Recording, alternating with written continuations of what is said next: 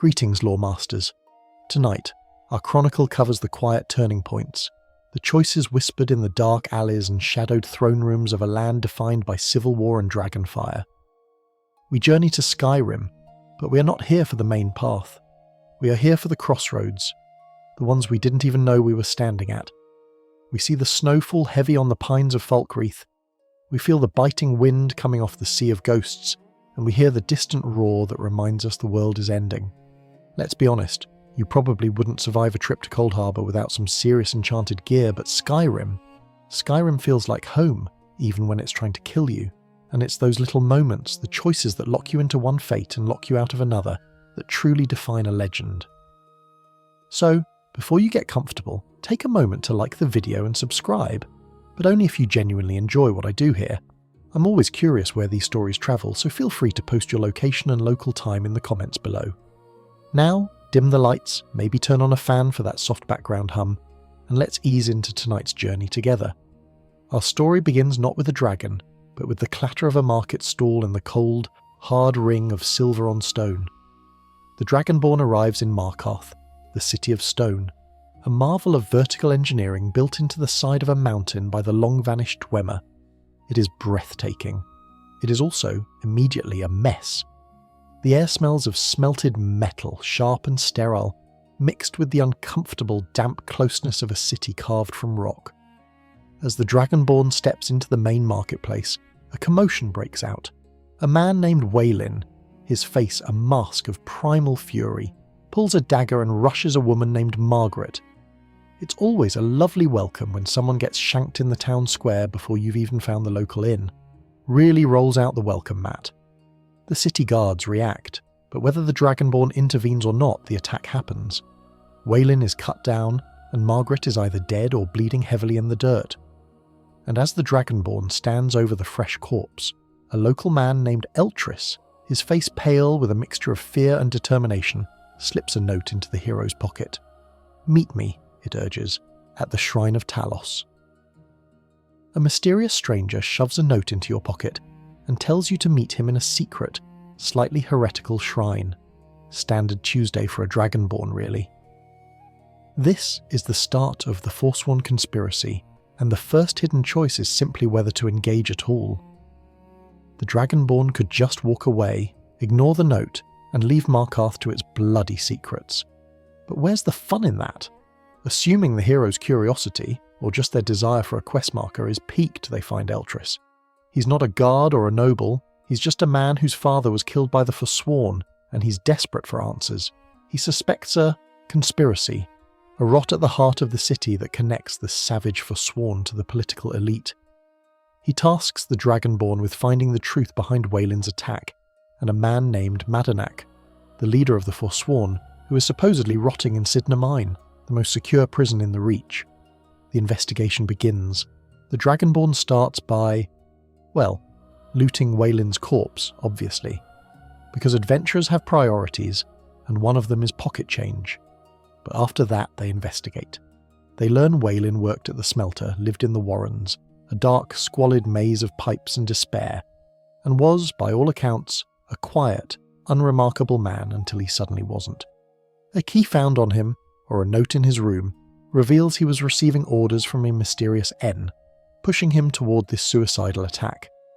This is where the city's true nature begins to show. Markarth is essentially a powder keg. This is a core in-game fact.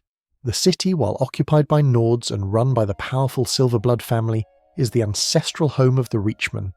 The Reachmen, who call themselves the Forsworn, see the Nords as invaders. The Nords see the Forsworn as savage, Daedra-worshipping terrorists. The truth, as always, is buried under generations of bloodshed. The Dragonborn follows the trail.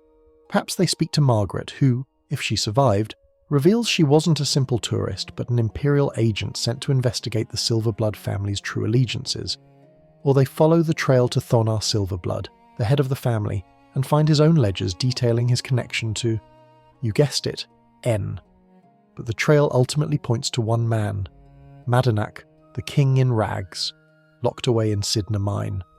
The deeper the Dragonborn digs, the more the city guard, all controlled by the Silverbloods, begin to take notice. The investigation isn't subtle, It involves breaking into the treasury house, confronting Thonar directly, and generally making a nuisance of oneself. Eventually the trap is sprung.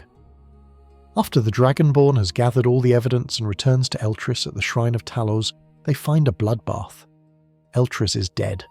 The city guard is waiting. They don't congratulate the Dragonborn for solving the mystery.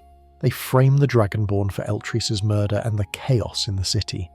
And here is the first real, unavoidable pivot.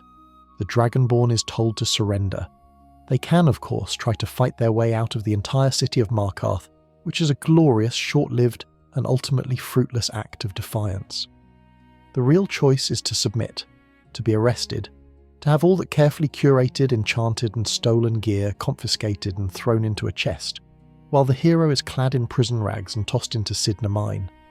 This is where the conspiracy truly opens up. The quest forces the player into a no-win scenario to advance the plot. But the game hides an obscure lore tidbit that recontextualizes this entire conflict. In-game books, particularly the Bear of Markarth, detail what's known as the Markarth Incident. Decades ago, the Reachmen successfully took back their city from the Nords. They ruled it independently for 2 years. Then, Ulfric Stormcloak arrived with his militia. He was hired to retake the city, which he did with brutal efficiency, slaughtering the Reachmen and imprisoning those who survived. It was after this victory that Ulfric was arrested for his open worship of Talos, an act that embittered him and arguably set him on the path to civil war. The Forsworn the Dragonborn sees today, the seemingly rabid killers in the hills, are the survivors and descendants of that crushed uprising. They are radicals, yes, but they are radicals created by Nordic oppression. The Silverblood family, meanwhile, got rich off the silver mines that Ulfric's victory secured for them. They own Sidna mine, and they use the Forsworn prisoners, including Madanach, as their personal disposable labour force. The fan community is perpetually torn by this. Are the Forsworn freedom fighters, the righteous indigenous defenders of their homeland, pushed to extremism by oppression? Or are they, as the Nords claim, just savage terrorists who consort with hagravens and sacrifice goats? The game presents both sides. We see them murder innocent travellers, but we also uncover the profound systemic injustice that fuels their rage. And now the Dragonborn is at the heart of it. Stripped of their gear, their titles and their power, they are just another prisoner in the dark, damp, silver-veined hell of Sidna mine. They are face to face with the man at the centre of the conspiracy, Madanach, the king in rags. It is here, in the depths of the earth, that the real choices begin. The investigation is over. The time for survival and allegiance has begun. The Dragonborn has been a pawn for the entire quest, manipulated by Eltrys, by Thonar, and by the guards. Now, in the dark, they finally have a chance to pick a side, and the side they choose will determine who lives, who dies, and who truly controls the City of Stone. The heavy iron door clangs shut behind the Dragonborn, the sound echoing with a dreadful finality in the oppressive wet air of Sidna mine. The immediate sensations are overwhelming. The stink of unwashed bodies, stale air, and something coppery. The smell of the silver ore itself. The world is reduced to dim torchlight, the rhythmic clang, clang, clang of pickaxes hitting stone, and the low, hopeless murmuring of men who have forgotten the sky. The Dragonborn is now just another prisoner, clad in rough-spun rags, their inventory, their very identity as a hero, locked away. A guard, his voice dripping with bored malice, gives the simple instructions: find a pickaxe, start digging, and don't cause trouble. Or, he suggests, go talk to the man who runs the inside. Go talk to Madanach. The prisoners here are a mix of common law criminals and captured for sworn. It's immediately clear who holds the power. The Nords and common thieves are sullen, broken, and terrified. The Reachmen, however, seem to operate with a quiet, disciplined purpose. They watch the Dragonborn with calculating, animalistic intensity. Following their gaze, the Dragonborn is led to a small, torchlit alcove at the back of the mine, where a man sits on a rough-hewn chair writing in a journal. This is Madanach, the king in rags. He is not the wild-eyed, frothing madman the city guards describe. He is older, his hair greying, but his eyes are sharp and intelligent. He looks less like a savage and more like a deposed scholarly king, which is precisely what he is. Madanach doesn't threaten. He doesn't need to. He simply asks, "Why are you here?" and the Dragonborn must choose their words carefully. To earn the king's trust, one must show sympathy, or at least a capacity for understanding. Madanach speaks of his people, not as the Forsworn, but as the true, dispossessed sons and daughters of the Reach. He speaks of the Markarth incident from his perspective, a brief, 2-year-long taste of freedom before Ulfric Stormcloak's militia came, wading in blood to reclaim the city for the Nords. He speaks of the Silverbloods, who grew rich on the graves of his people. To prove their loyalty, the Dragonborn is first tasked with a simple, grim errand. Madanach wants a shiv. He directs the hero to a burly, suspicious orc named Borkul the Beast, who guards the king's chambers. Borkul is, well, he's a delight. He's bored, he misses fresh-baked bread and pretty ladies, and he'll only let the Dragonborn pass if they bring him a very specific, hard-to-find treat, or, more likely, if they beat him into submission, or, if the Dragonborn has a silver tongue, they might just persuade him. Assuming they get past the orc, the next test is more personal. Madanach points to a snivelling prisoner named Grisvar the Unlucky, a man who's been whispering to the guards, a man who cannot be trusted. Madanach asks the Dragonborn to silence him. Here, the choice is stark. The Dragonborn can refuse, of course, which we will explore later. But to walk Madanach's path, the hero must embrace the cold, prison yard logic of survival.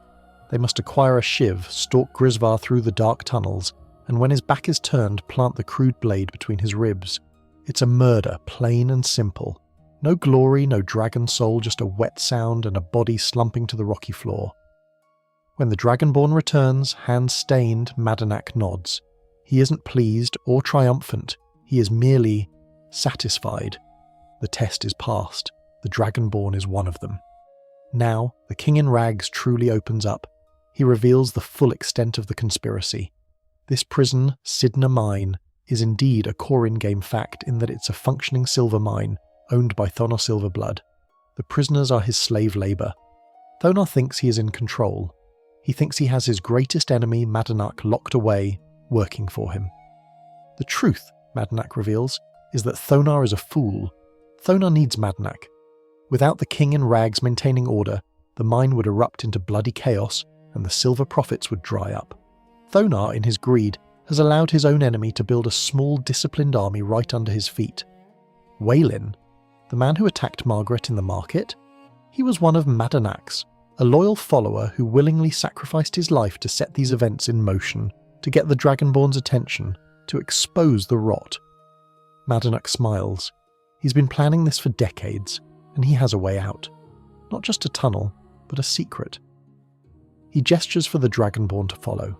He and his small band of loyalists, Borkul, Odvan, Duach, move to a seemingly dead-end wall. Madanach pulls a hidden lever, and a section of rock grinds open, revealing a dark, cobweb-filled tunnel. The Nords, he spits, never thought to look in the ruins of our ancestors. He's leading them through a hidden Dwemer passage, one that connects the mine to the ancient, forgotten understructure of the city.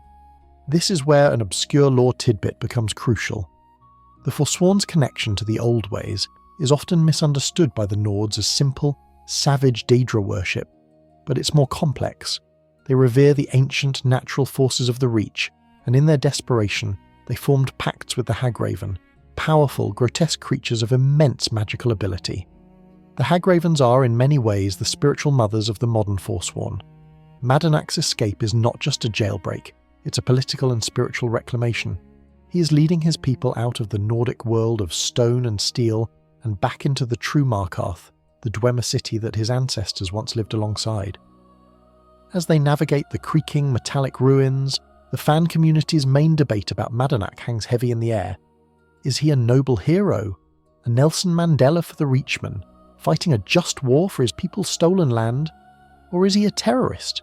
A man who just used the Dragonborn to commit a cold-blooded murder, a man who will, upon his release, unleash unspeakable violence on civilians? The game makes it impossible to know for sure. He is articulate, sympathetic, and undeniably wronged. He is also ruthless, cold, and willing to sacrifice his own people, like Waelin, for a political goal. The Dwemer passage is long. It's filled with spiders and the skeletons of those who got lost in the dark. But finally, a heavy bronze door appears, Madanach and his men ready their weapons, crude stone and fur armour and sharpened pickaxes. They are ready for war. The door opens, and the Dragonborn is blinded by sunlight. They are not in the wilderness. They are not in the sewers. The tunnel has let them out inside the city of Markarth. Chaos erupts instantly. Madanach and his Forsworn, now clad in the distinctive armour of the old gods, a set of armour made of leather, bone and feathers, begin a furious, bloody assault. They are not escaping. They are invading. They cut down the city guards. They storm the marketplace. Madanach himself leads the charge to the treasury house to confront Thonar Silverblood.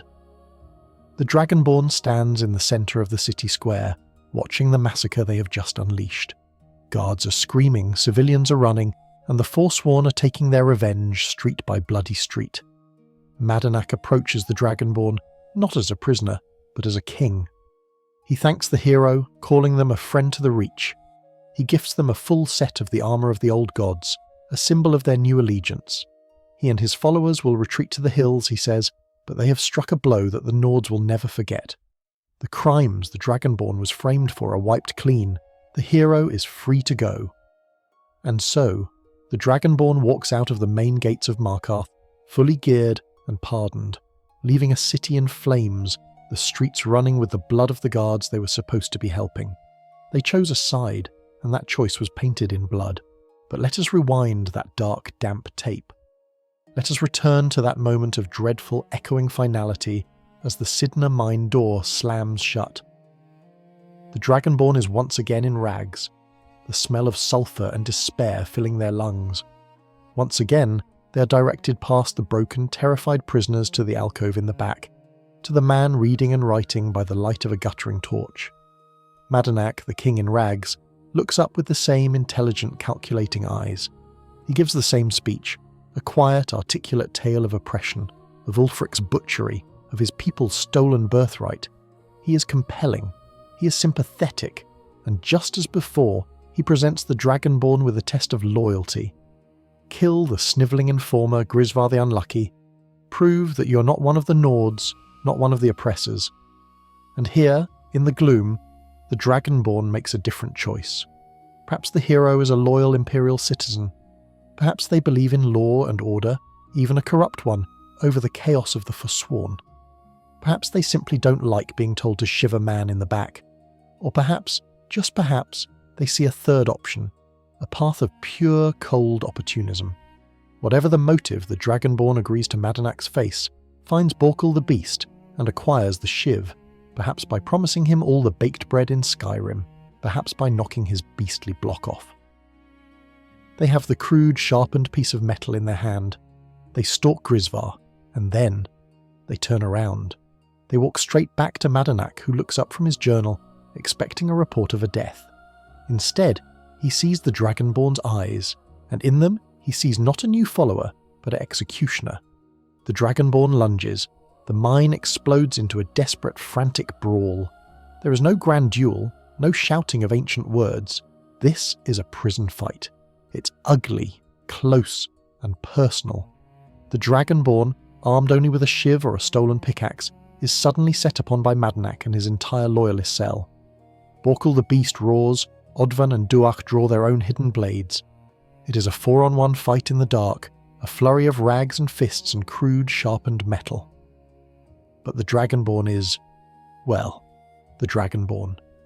Even in rags, they are a force of nature. The fight is short and brutal. It ends with the Dragonborn standing, breathing heavily, over the cooling body of the king in rags. Madanach lies dead, his decades-long rebellion, his grand plan, all of it, finished. The other Forsworn prisoners lie motionless around him. The common prisoners who had wisely hidden behind rocks stare in wide-eyed terror. The king is dead. The Dragonborn, covered in the blood of their fellow prisoners, calmly walks over to Madanach's table. They find no secret escape plans, just a key and a note. A note from Thonar Silverblood, proving the conspiracy Eltrys suspected was real, just not in the way he thought. It proves that Thonar and Madanach were in communication, that the king in rags was, in fact, cooperating with his jailer. With this grim proof in hand, the Dragonborn walks to the main entrance of the mine. They don't need a secret Dwemer tunnel. They are going out the front door, The guards at the gate, seeing the hero covered in blood, raise their spears. "What in oblivion?" one begins, but he is cut off. A new voice, smooth and arrogant, cuts through the tension. "It's all right, guards. Let him pass." Thonar Silverblood himself strides into the mine, flanked by his personal, heavily armed bodyguards. He looks at the Dragonborn, then past them, into the dark, at the carnage. He smiles. "You," Thonar says, his voice dripping with satisfied venomous silk, "have done me a great service." This is the core in-game fact of this path. Thonar was playing a dangerous game. He was using Madanach, his mortal enemy, to control the other Forsworn, both in the mine and in the wild, but as his own note proves, Madanach was becoming disobedient. The attack on Margaret was an unsanctioned move. The pet, as Thonar saw him, was slipping his leash. The Dragonborn didn't just kill a rebel leader, they just solved Thonar's most complicated and dangerous political problem. They were his unwitting, or perhaps witting, assassin. The Dragonborn is immediately and unceremoniously pardoned of all crimes. The murder of Eltris, forgotten, the conspiracy, solved. Thonar, with a wave of his hand, has the hero's gear returned from the evidence chest. Every lockpick, every sweet roll, every enchanted Daedric artifact. As a bonus, he presents the Dragonborn with a gift from the Silverblood family. A simple, beautiful, enchanted silver ring. It's cold to the touch. This is where an obscure lore tidbit about the Silverbloods feels most chilling. While not explicitly stated in-game, the sheer scope of their power is staggering. They own the Sidna mine, the most profitable silver mine in Skyrim. They own the Silverblood Inn, they own the city guard. The Jarl, Igmund, is little more than their puppet. Fan theories often place them in a quiet economic war with the Blackbriars of Riften, another family that controls a city through less than legal means. By siding with Thonar, the Dragonborn has just allied with one of the most powerful and most corrupt, non-imperial, non-Stormcloak factions in the entire game. They have become a knowing asset for a corporate political machine. And so, the Dragonborn walks free. They don't emerge from a hidden Dwemer ruin into a city on fire. They walk, clean and fully geared, out the front door of Sidna Mine, into a peaceful, orderly, sunny Markarth. The guards nod respectfully. The merchants hawk their wares. No blood runs in the streets. No one screams. It is as if nothing ever happened. Instead of the armour of the old gods, the symbol of a fallen king, the Dragonborn wears a small, cold ring. They have upheld the law of Markarth. They have reinforced the city's corrupt, brutal status quo.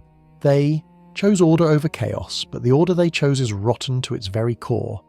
They walk out of the city gates, not as a rebel hero, but as a friend of the Silverbloods, which, in the Reach, may be the most dangerous title of all. The echoes of Markarth's bloody stone and Sidna Mine's desperate shadows eventually fade, replaced by the roar of dragons and the whistle of magic.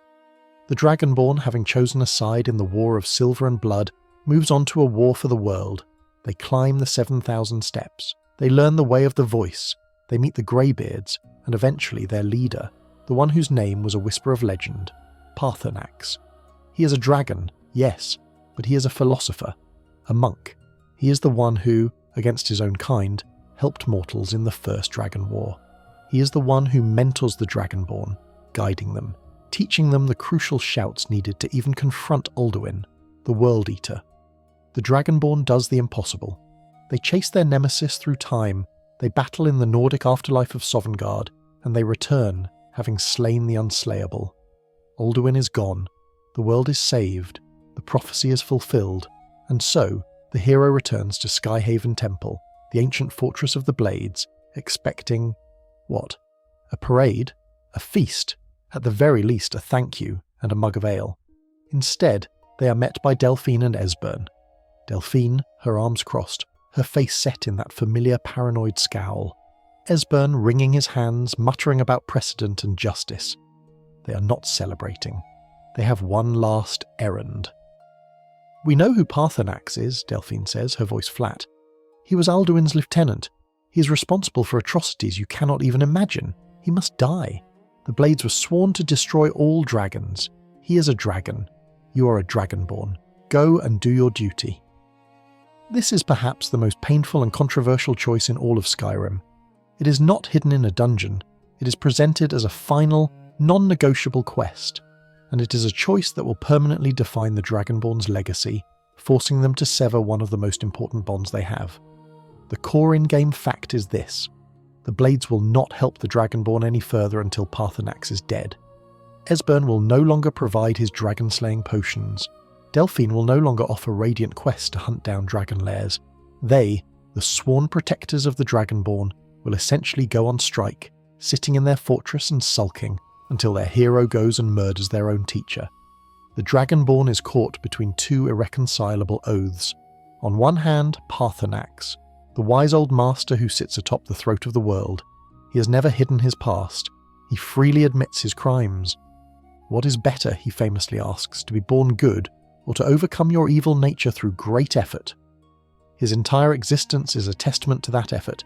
He is, quite literally, the living embodiment of repentance. He has spent thousands of years meditating, fighting his own instincts, and willing himself to be good. He is the one who taught mortals the voice in the first place. He is, arguably, more responsible for Alduin's defeat than anyone, save the Dragonborn whom he guided. On the other hand, the Blades, Delphine and Esbern, they are absolutists. To them, a crime committed 5,000 years ago is as fresh as one committed yesterday. Justice, in their eyes, is not about rehabilitation, it is about punishment. A dragon is a dragon. Paarthurnax is, to them, a war criminal, a monster, a WMD that just claims to be disarmed. They see his meditation not as repentance, but as a long, patient waiting game. They are, let's be blunt, a pair of traumatized, paranoid fanatics who have been hiding in basements and sewers for decades. Their worldview is not exactly flexible, and here, an obscure lore tidbit becomes critically important. The Blade's original function was not simply to hunt dragons. They were the sworn protectors of the Dragonborn emperors. Their primary oath was to serve the Dragonborn. But this new, broken remnant of the Blades, Delphine and Esbern, they have flipped the script. They are not serving the Dragonborn, they are commanding them. They are issuing ultimatums. This is a profound corruption of their own ancient duty. They are so blinded by their singular hatred of dragons that they have forgotten their true purpose. They are demanding the Dragonborn betray a mentor who, by all accounts, has been more loyal and more helpful than the Blades ever were. The fan community is, almost universally, united on this. The Paarthurnax dilemma is a constant source of debate, but the vast majority of players despise the Blade's demand. Killing Paarthurnax is often cited as the most evil act the player can commit in the game, a betrayal that feels personal and disgusting.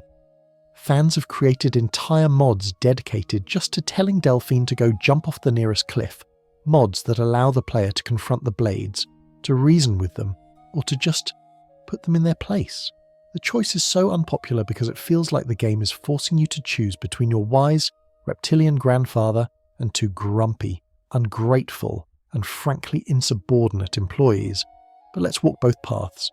If the Dragonborn, bound by a sense of duty, or simply wanting to see the Blade's questline through, decides to do the unthinkable, they must climb the throat of the world one last time.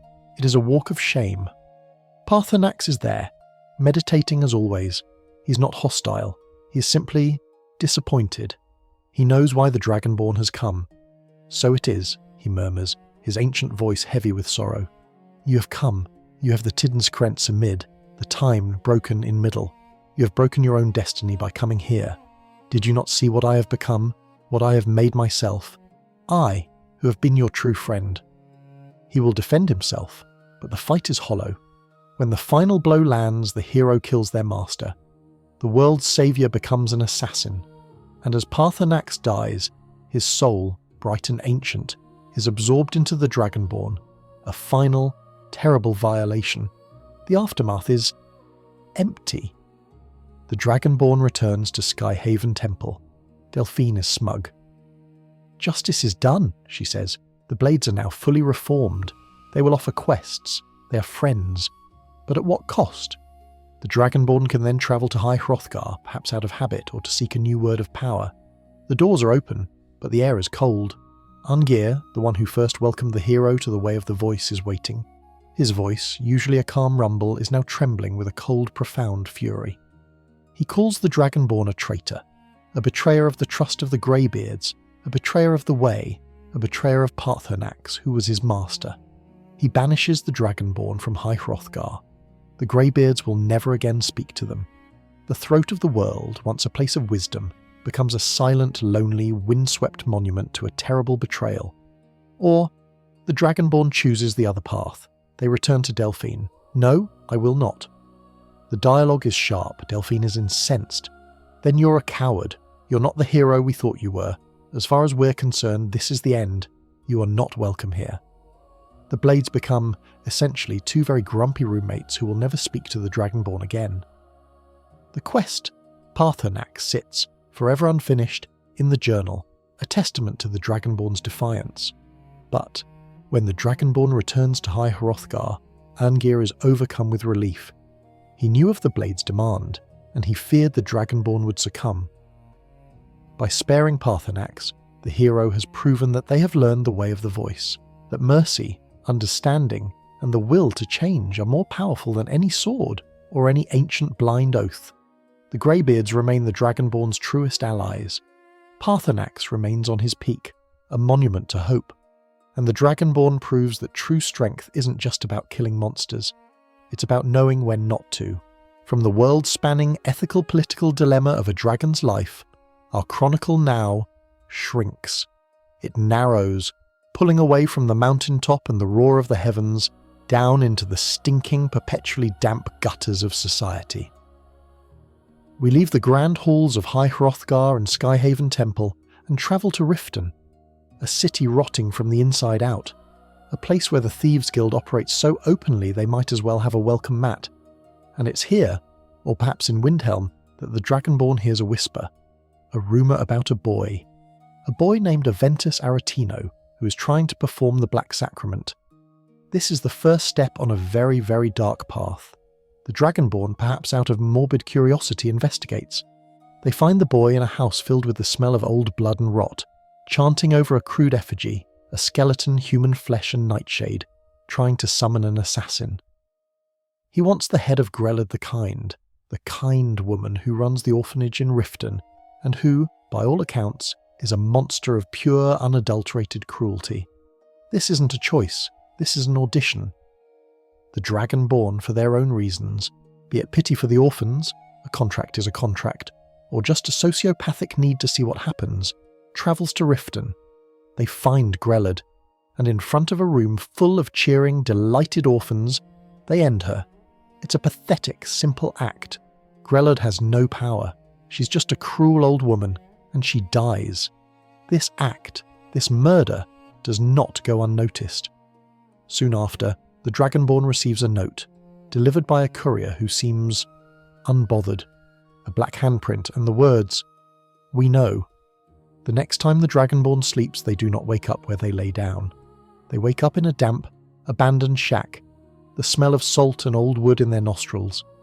A figure in tight, dark leather sits atop a shelf, her voice a mix of casual amusement and cold, sharp steel.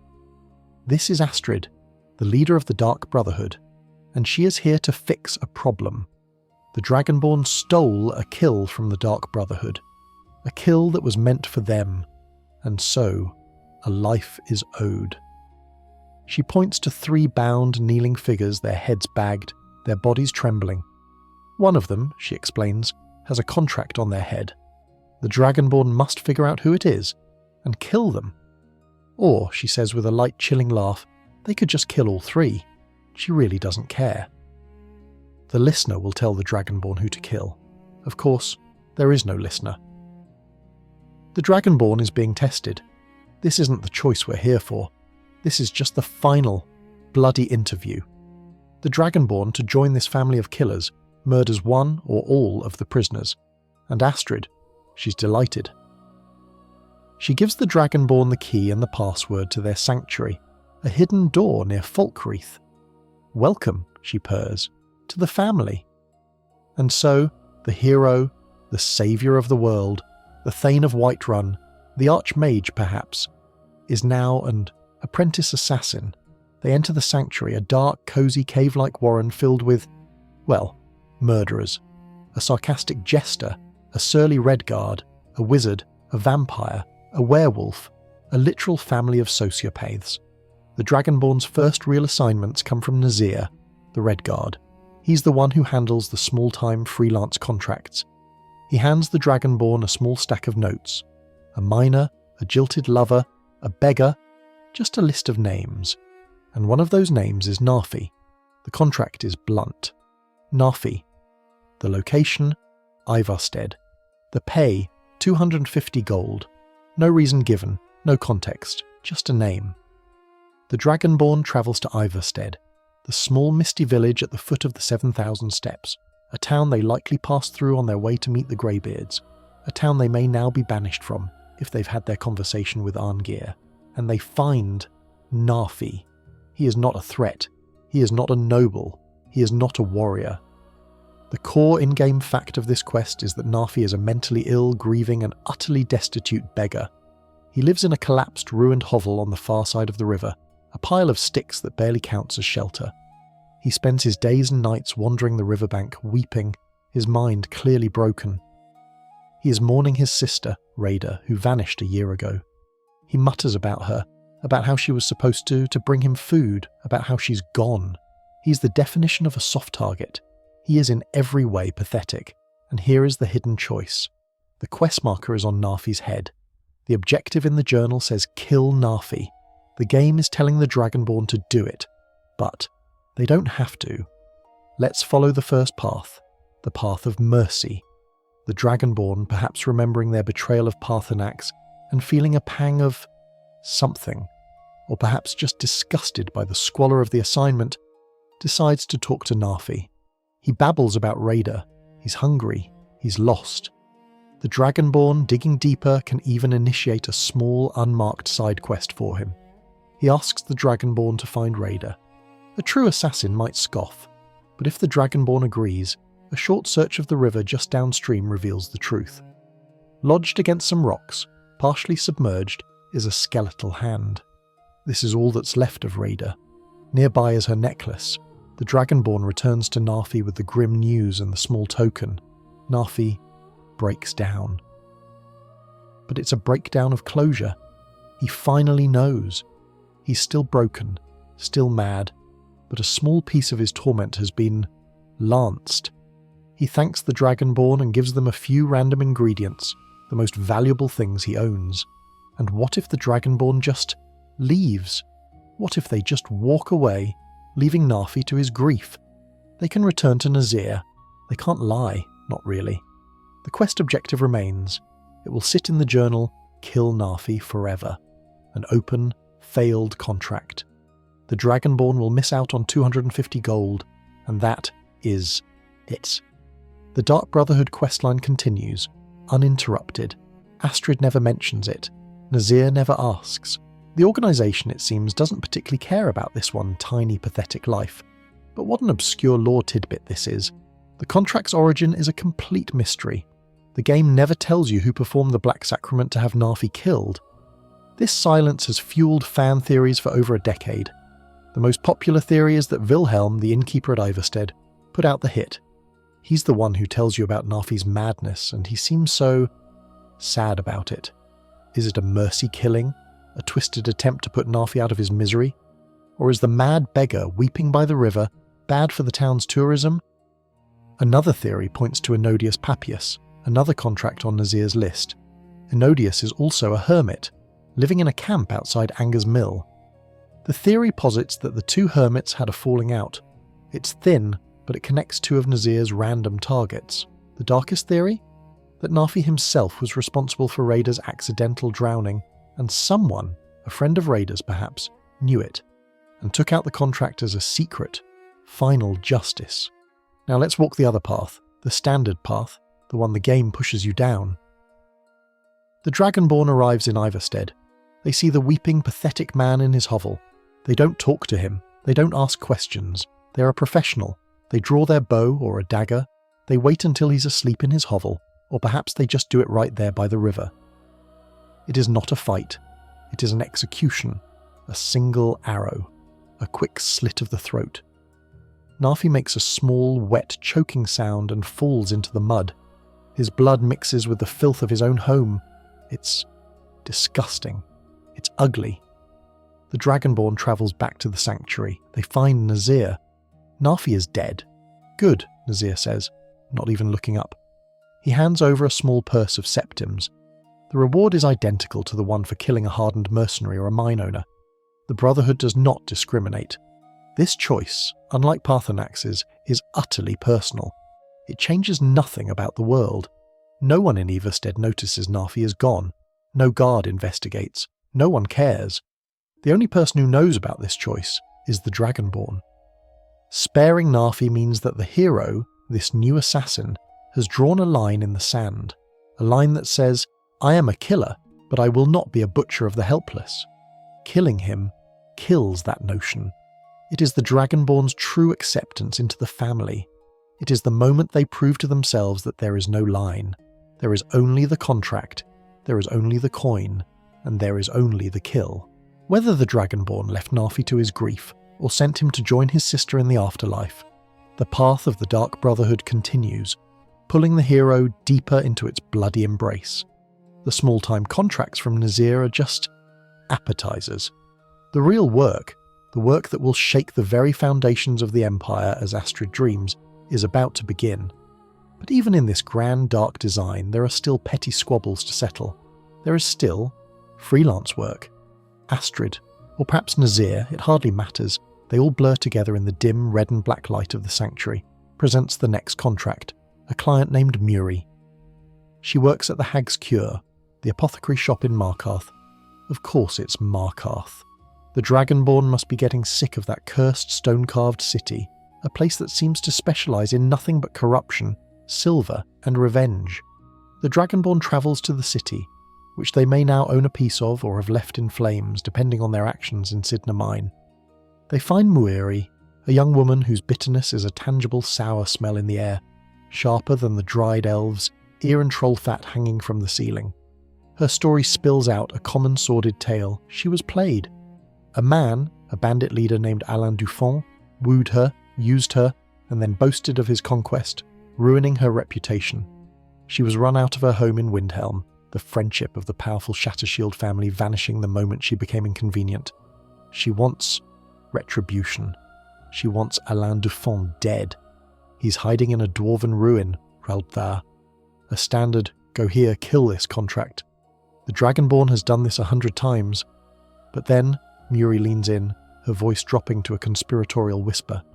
There's one more thing, an optional request. She wants someone else dead too, a young woman in Windhelm, her former best friend, Nilsine Shattershield. That cow, Muri spits, she just watched. She didn't defend me. She let her family treat me like dirt. I want her to pay. And here it is. A quiet, almost casual choice, buried in the middle of another quest. The objective is Alain. The bonus is Nilsine. The reward for this extra personal bit of murder? Muri's ring, an enchanted piece of jewellery that, ironically, makes the user better at alchemy. How practical. Let's follow the first path. The Dragonborn is a professional, but not a sadist. Or maybe they're just in a hurry. They travel to Raldthar. The ruin is a maze of creaking ancient metal, hissing steam traps, and the chittering echoes of Falmer. It's a long, dirty dungeon crawl. They fight their way through Alain's bandits, find the man himself and cut him down. Job done. They return to Muri and Markarth. She pays the gold. And Nilsine? She asks, hopeful. The Dragonborn just stares. No. Muri is disappointed. She sighs. The Dragonborn doesn't get the ring, but the contract is complete. The hero walks away, and in doing so, unknowingly saves a life. But not Nilsine's. Not really. They save the life of a woman they've never even met. Now, let's walk the other path. The path of the completionist. The path of the true, unfeeling professional. Or perhaps just the path of greed. A bonus is a bonus, after all. The Dragonborn, just as before, slaughters their way through Raldthar and puts an end to Alain Dufont. One down. They then travel, not back to Markarth, but northeast, to Windhelm. The city is cold. It's always cold. The wind howls down the stone canyons of the city, carrying the smell of snow and the sea. The Dragonborn, perhaps remembering their assassination of Grelad the Kind in front of all those happy, cheering orphans, knows this will be just as easy. This is the core in-game fact of Windhelm's tragedy. The city is already in a state of mourning. The Shattershield family, the very family Muri hates, is already destroyed. Their daughter, Frigga, was a victim of the serial killer known as the Butcher. The Dragonborn may have even solved that case, standing in the bloody frozen street over Frigga's corpse. So, Nilsine Shattershield is not a happy, haughty noblewoman. She's a grieving, broken young woman. The Dragonborn finds her wandering the city's marketplace, a ghost in her own home. Or, even more tragically, they find her in the Hall of the Dead, kneeling before her sister's empty tomb, weeping. She's not a target, she's a victim. And the Dragonborn, cloaked in shadow, a professional on a bonus round, draws a dagger. Or an arrow. It takes a second. A wet thwack. A gasp. Nilsine Shattershield slumps onto the cold stone, her blood so soon after her sister's, staining the ancient grey of Windhelm. The Dragonborn's journal updates, objective complete, kill Nilsine Shattershield. The hero melts back into the shadows, their only thought on the enchanted ring they've just earned. They return to Muri. She is ecstatic. You did it? You killed them both? You're a miracle! She eagerly hands over the gold and the ring. Quest complete. A win-win. The Dragonborn moves on. They have bigger, more important things to do. They forget about Nilsine. They forget about Muri. They forget about the Shattershields. Until, weeks, maybe months later, they return to Windhelm. Perhaps they're buying the house Yerim, the very site of the Butcher's murders. Perhaps they're there for the Civil War. They pass the Shattershield home and on a whim decide to enter. The door is unlocked. Inside, Torbjorn Shattershield, the patriarch, is drunk. He stares into the fire, a broken man, and only mutters for the Dragonborn to leave him alone. But where is the mother? Tova Shattershield? The Dragonborn finds her in the master bedroom. She's lying on the floor, still, cold. She's dead. And on the nightstand, beside a small, empty bottle of poison, is a note. This is the obscure lore tidbit. The item that confirms the Dragonborn's sin. Tova's suicide note. The note is short. It is the most heartbreaking text in the entire game. It speaks of her daughters, Frigga, Nilsine, both gone. My line is ended, the note reads. I cannot go on. I am coming, my daughters. Tova Shattershield could survive the death of one daughter. It was a tragedy that broke her heart. But the murder of the second daughter, a quiet, casual, optional murder by the Dragonborn for a bit of extra gold, that broke her mind. The Dragonborn didn't just kill Nilsine. They killed her mother. They extinguished an entire family line. The fan community often points to this as the true evil of the Dark Brotherhood. It's not the grand operatic assassination of an emperor. It's this petty, quiet, and utterly monstrous act. The game doesn't just allow this, it rewards it. When the Dragonborn finds Tova's body, they can loot her key, giving them access to the family's chests. The game, in its cold, mechanical way, has just turned a family's final, devastating tragedy into a loot opportunity. This is the choice: to spare Nilsine, and by proxy, Tova, or to collect a bonus, and in doing so, become the final, most efficient, and most uncaring butcher that Windhelm has ever known. The Dragonborn's hands are stained, metaphorically or perhaps literally, depending on how they left Windhelm. Tova Shattershield's suicide note may as well be tucked into their own pocket, a receipt for a job well done. The Dark Brotherhood sanctuary feels less like a secret, edgy clubhouse, and more like a hole. A hole filled with people who would, and perhaps will, put a blade in the hero's back for the right price, or just for the fun of it. So the Dragonborn steps away, back into the normal world, perhaps seeking a good, clean, dragon-killing, world-saving quest to wash the taste of petty murder out of their mouth. They find themselves in Whiterun. Good, stable, familiar Whiterun. The city of their first great triumph. They are the Thane. They are a friend to the Jarl, Balgruf the Greater. They walk into the Dragon's Reach Great Hall, perhaps to enchant a new dagger at Farengar's table, or just to hear the familiar, reassuring sounds of a city that isn't actively trying to frame them for murder. But something is off. Hulda, the innkeeper at the Bannered Mare, her voice usually full of warm welcomes and mead, might have mentioned it with a furrowed brow. "Have you noticed the Jarl's children?" she'd ask. "Especially that dark-haired one, Nelkir. He's a strange boy. Been saying some terrible things." The Dragonborn, their curiosity once again getting the better of them, decides to investigate. They find Nelkir, not in the main hall with his siblings, but lurking in the shadows of the castle, his small face a mask of pale aristocratic contempt. He's rude, sharp, and frankly creepy. He speaks of his family with a venom that is shocking in a child. He talks about his father, Jarl Balgruuf, and how he worships the ground Ulfric walks on, or how he's a bootlicker for the Imperials. But the insults go deeper. He talks about a whispering lady. "She's in the basement," he says, his voice dropping.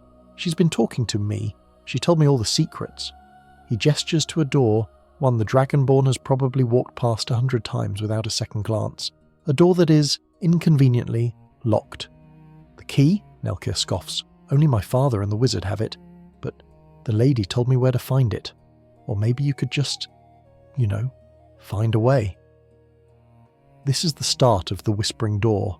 The Dragonborn, an expert in finding ways, a master of the uninvited entry, easily picks the lock.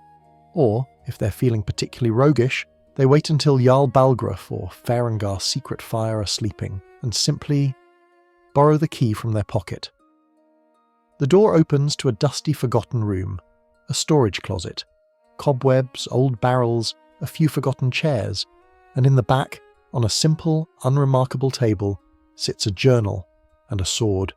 It's a long, two-handed blade, a katana. It's steel, a dark, almost thirsty-looking black. This is the core in-game fact of the quest. The Dragonborn picks up the blade, and the blade speaks. A woman's voice, silken, seductive, and dripping with ancient cold amusement, fills the Dragonborn's mind. "At last," it whispers, "I have a new, useful champion." This is Mephala, the Daedric Prince of secrets, lies, murder, and sex, the web spinner. The book on the table, The Admonitions of the Whispering Door, is her scripture. It explains the blade's true purpose. The Ebony Blade, it says, is a thing of beauty, but it is weak. It has languished here, unfed for too long. To restore its power, to make it drink deep and sing its bloody song, the Dragonborn must use it to kill those who trust you. It's not just about killing, it's about betrayal. Mephala's instructions are clear. The blade's enchantment, a powerful absorb health effect, will grow stronger with every life of a friend it takes. A friend, in this context, is any NPC in Skyrim who, through the Dragonborn's actions, has been made friendly. The beggar you gave a septim to, the bard in the local inn you helped, the blacksmith's apprentice you delivered a sword for, Fendel in Riverwood, who so gratefully helped you with your archery. Or, if the Dragonborn is truly, truly cold, their housecarl, their hireling, even their spouse. This is the hidden choice. The quest, the Whispering Door, is completed the moment the Dragonborn takes the blade. The journal entry clears. There is no new quest, no Feed the Blade 010. The choice is now entirely internal. Mephala wants the Dragonborn to go on a killing spree. The game, mechanically, provides a reward for doing so, but it doesn't force it. The Dragonborn can just say no. They can take this whispering, evil, two-handed sword, walk back to Breezeholm and hang it on the wall. And there it will stay. A trophy. A silent, brooding testament to a temptation resisted. It will remain a weak, useless weapon, unable to be improved at a grindstone, not even benefiting from smithing perks. It is, in this state, nothing but a very long, very dark paperweight. But, oh, if the Dragonborn says yes.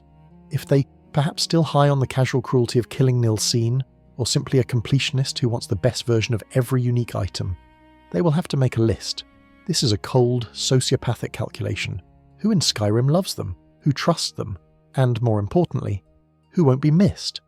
They might seek out the Orcish strongholds, completing a quest for an old, lonely blacksmith, earning his trust just to lead him outside the gates for a walk, and then plunging the dark steel into his back. Mephala's voice would coo in their mind. Yes, such sweet, terrible betrayal. They might hire a mercenary from the inn, take them adventuring, share sweet rolls and dragon slaying, and then, in the depths of a silent, forgotten Dwemer ruin, they would turn. The mercenary, confused, would draw their own blade. What are you doing? Only to be cut down. The blade would glow, its dark etchings pulsing. This brings us to a chilling, obscure lore tidbit about Mephala herself. She is the web spinner. Her entire thing is the intricate, invisible connections between mortals. Love, trust, loyalty, friendship. To Mephala, this isn't just murder. Killing a bandit is brute force. It's boring. But killing a friend, that is an art. That is severing a thread in her grand cosmic web, and she feels the vibration. The Ebony Blade is not a butcher's cleaver. It is a surgeon's scalpel for the soul, designed to inflict the most exquisite, personal kind of pain. The fan community is, as always, divided on how to best handle this. Many players, disgusted by the very concept, simply leave the blade on the wall as we discussed. Others, wanting the reward but not the guilt, have found exploits. The blade, in some versions of the game, can be fed by repeatedly killing and reanimating a single follower. It's efficient, if ghoulish. But the most common debate is, who deserves it? Who is the easiest to kill?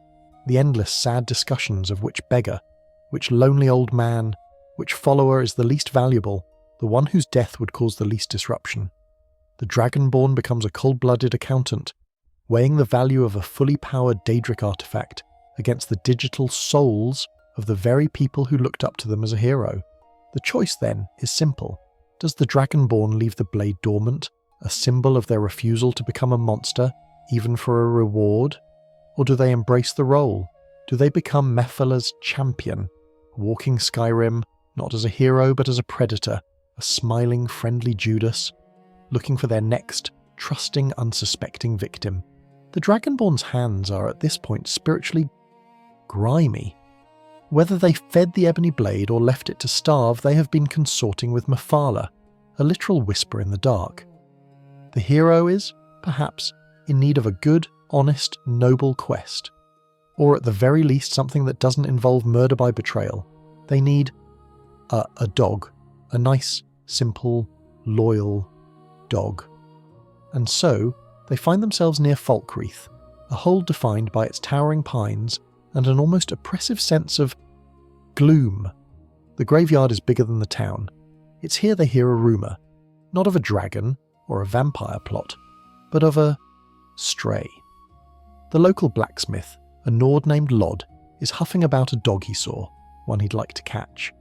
He offers the Dragonborn a handful of septims and some dog meat to go find this stray on the road outside of town. It seems simple, almost pure, a quest to find a man a dog. The Dragonborn, perhaps whistling, perhaps just relieved to not be talking to a child about a whispering door, heads out onto the road, and there he is, a big, scruffy yellow dog. The Dragonborn approaches. "Here, boy, I've got some meat." The dog turns. It looks, for a moment, like it's smiling, and then it speaks. "Took you long enough," it says, in a voice that sounds suspiciously like it's from, well, not from Skyrim. A gruff, impatient, world-weary accent.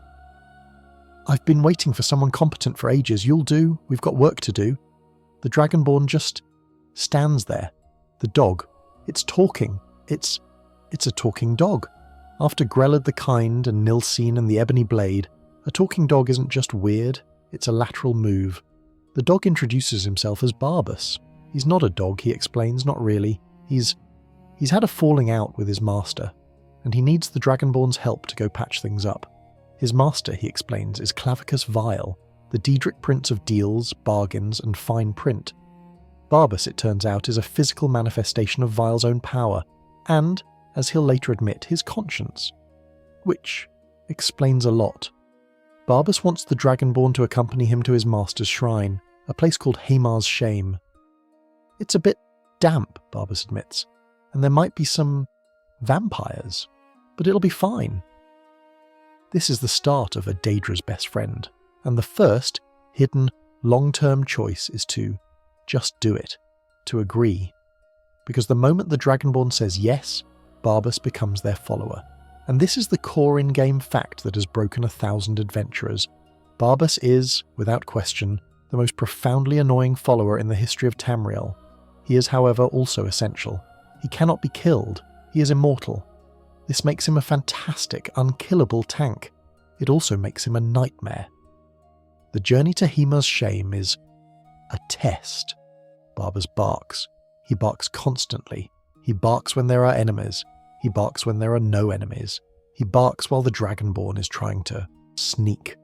He barks while the Dragonborn is trying to listen to important quest-giving dialogue. And he doesn't just walk. He shoves. He has a collision box designed by a petty, vengeful god. He will push the Dragonborn off a narrow bridge. He will shove them out from behind a pillar, ruining their stealth. He will, most egregiously, stand in a doorway. Just stand there, blocking the Dragonborn in a tiny room with 3 Draugr Deathlords barking, while the hero tries to desperately slam a healing potion. The Dragonborn and their immortal, yapping, doorway-blocking liability finally reach Hima's shame. It is, as promised, full of vampires. The fight is brutal, but Barbas being unkillable is a magnificent distraction. He just absorbs damage, yapping all the while. They reach the shrine, a statue of a small, horned, smiling man, Clavicus Vile. The prince's voice, smooth as poisoned silk, fills the chamber. He is amused. "Oh, Barbas, you brought a mortal? How quaint. And you're the Dragonborn? Oh, this is rich." Vile refuses to take Barbas back. Not yet. He has an errand. A test of the Dragonborn's usefulness. He wants an axe. The Rueful Axe. It's being held by a wizard in a place called Rimerock Burrow. So, the Dragonborn leaves with Barbas. Again. More travelling, more barking, more being shoved into a snowdrift. They fight their way to Rimerock Burrow, kill the wizard, and retrieve the axe. It's an axe. It looks impressive, but its enchantment is lackluster. It's not the grand, soul-stealing, world-ending artifact one might expect. They return to the shrine, axe in hand, Barbas at their side. "Well, well," Vile's voice purrs. "You did it. You're surprisingly competent. For a meat bag." And now Vile offers the real deal. "I'll be honest," he whispers, a cosmic salesman in the Dragonborn's ear. "I hate that dog. He's my conscience. He's the boring part of me. The part that whispers, maybe don't skin that mortal's entire family. He's a drag." Barbas for once is quiet. "Don't listen to him, Bost. He's a liar," Vile laughs. "Here's the deal, Dragonborn. You've got the axe and you've got my hound. Use the axe on the hound. Just end him. Do it. And as a reward, a sign of my true favour, I will give you my mask, my true, powerful Daedric artifact. This is the choice, the axe or the mask, the dog or the prince. The fan community is naturally torn. The mask is a powerful, unique helmet. Barbas is Barbas. And this brings us to the obscure lore tidbit. The relationship between Vile and Barbas is one of the most complex in Daedric lore. They are not master and pet. They are, in many books, described as one being, 2 halves of a whole. Vile is the ambition, the deal, the desire. Barbas is the catch. He's the fine print. He's the regret that always comes with one of Vile's bargains. Vile's hatred of Barbas is self-loathing. He hates the part of himself that limits his own fun. So, the Dragonborn stands there. The axe is heavy. The barking has finally stopped. And this is the hidden choice, the one the outline speaks of. The Dragonborn looks at the annoying, loyal, immortal friend who has fought beside them, who has tanked giants for them, who has, yes, been a pain in the hindquarters, but who trusts them. The Dragonborn, who may or may not have a fully fed Ebony Blade on their back, decides, no, not this time. "I will not kill him," the Dragonborn says. The silence in the cavern is total. Barbas looks relieved. Clavicus Vile is livid. "You... what?" His voice is no longer smooth. It's a sharp, cold crack. "You defy me, the Prince of Bargains. You choose that flea-bitten, yapping nuisance over me, over my mask. You bore me, mortal." "But you promised, Master," Barbas yaps. I promised nothing, Vile roars. You ruined my game. Fine. You want him? You keep him? I'm done. You get nothing mortal, not the axe, not the mask, and not my favour. You get him. There is a flash of red light. The rueful axe is yanked from the Dragonborn's inventory, pulled through the plains by a petulant prince. The statue's eyes go dim. The voice is gone. The Dragonborn is left in the dark, damp, vampire-stinking cavern, and Barbas is still there. He shakes his head, jowls flapping. Wow, he just left me. Huh, I did not see that coming. He looks up at the Dragonborn, his tail giving a small, hesitant wag.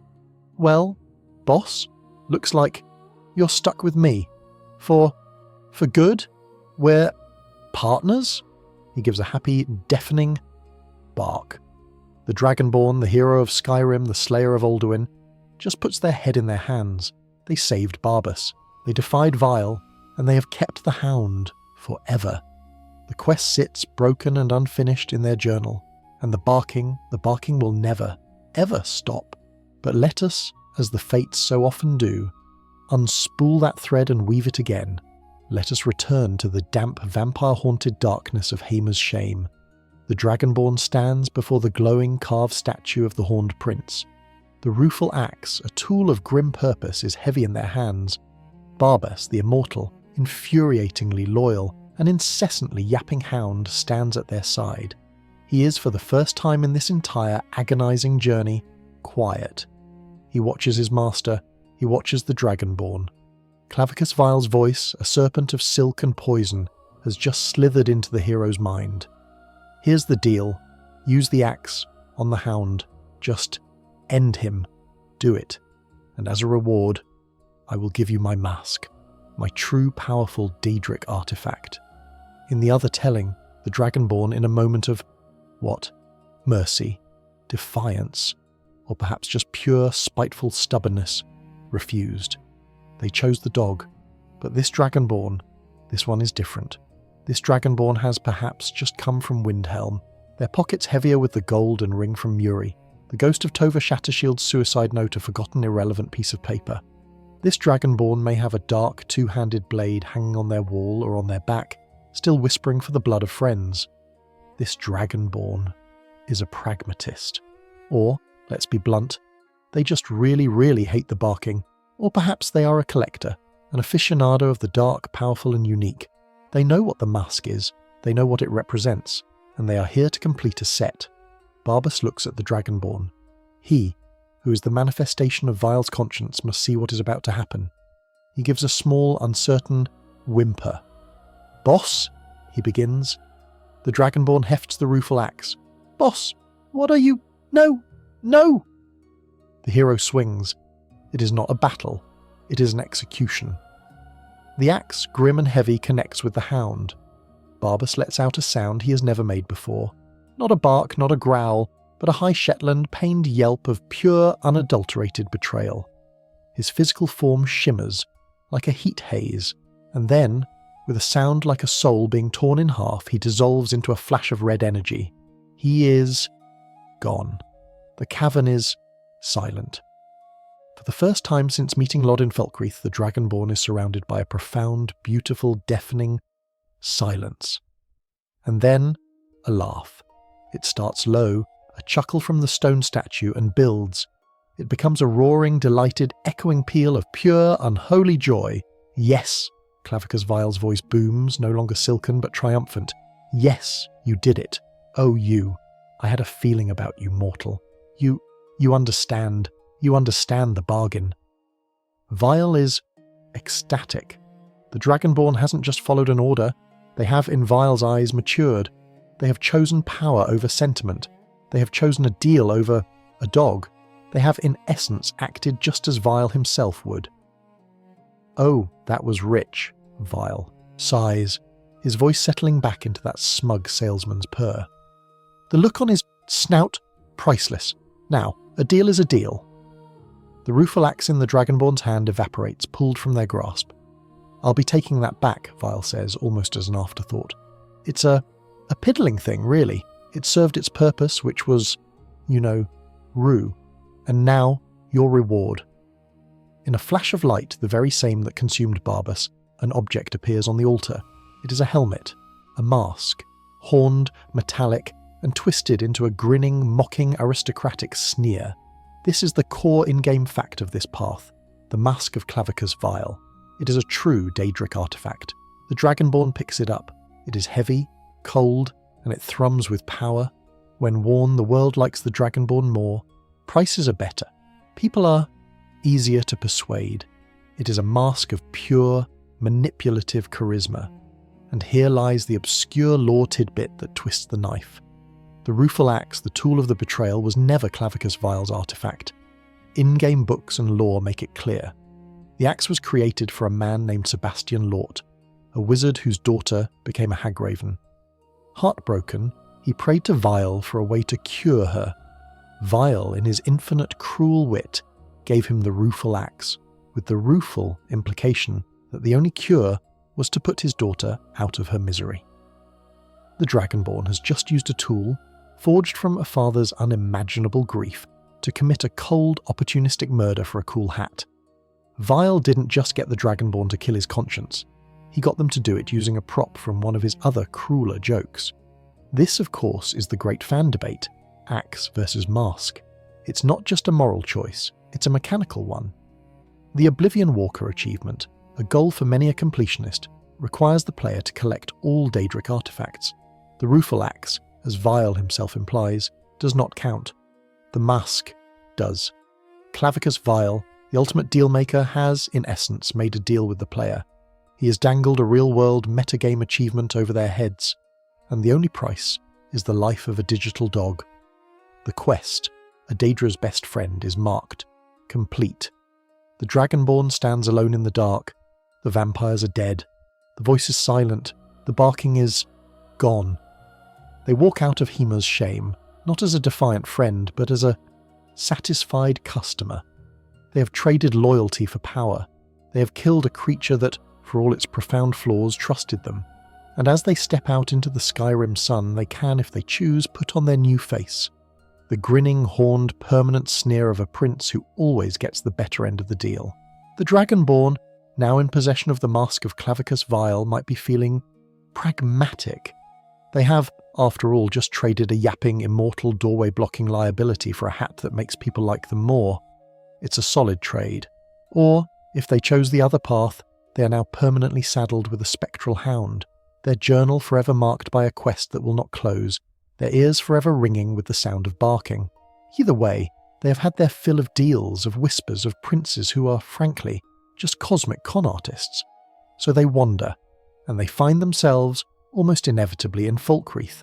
Falkreath, a hold whose primary export is lumber, and whose secondary export is profound, soul-crushing misery.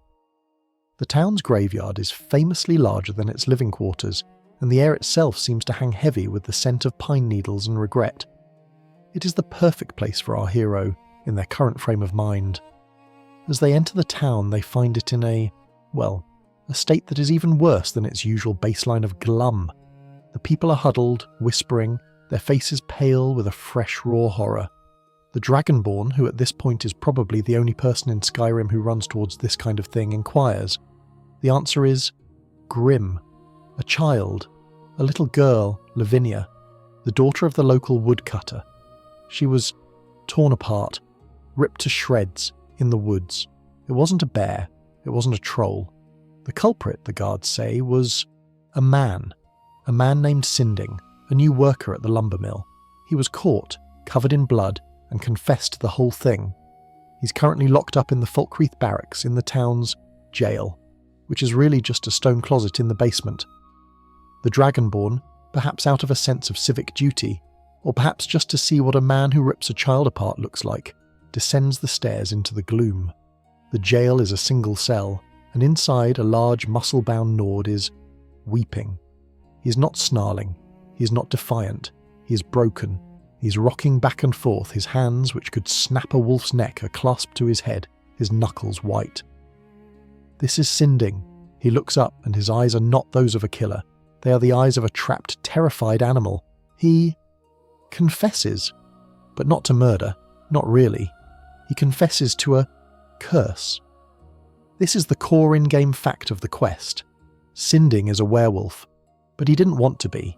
He came into possession of a Daedric artifact, the Ring of Hircine. He thought, he prayed. It would help him control the beast within. But the ring, it's cursed. It did the opposite. It forced the transformation. He didn't just turn, he exploded into the beast, his mind gone. He didn't even know what he was doing until he woke up covered in... can't even say it. He just sobs. He is desperate. He knows he's going to be executed. He wants the curse to end. He begs the Dragonborn to take the ring. Just take it, he pleads, so it can't hurt anyone else. The Dragonborn, perhaps against their better judgment, agrees. Sinding passes the ornate silver ring through the bars. The moment the Dragonborn's fingers close around it, it's on.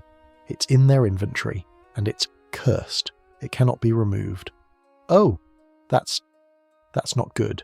As if to punctuate this profound, cosmic oops, Sinding transforms.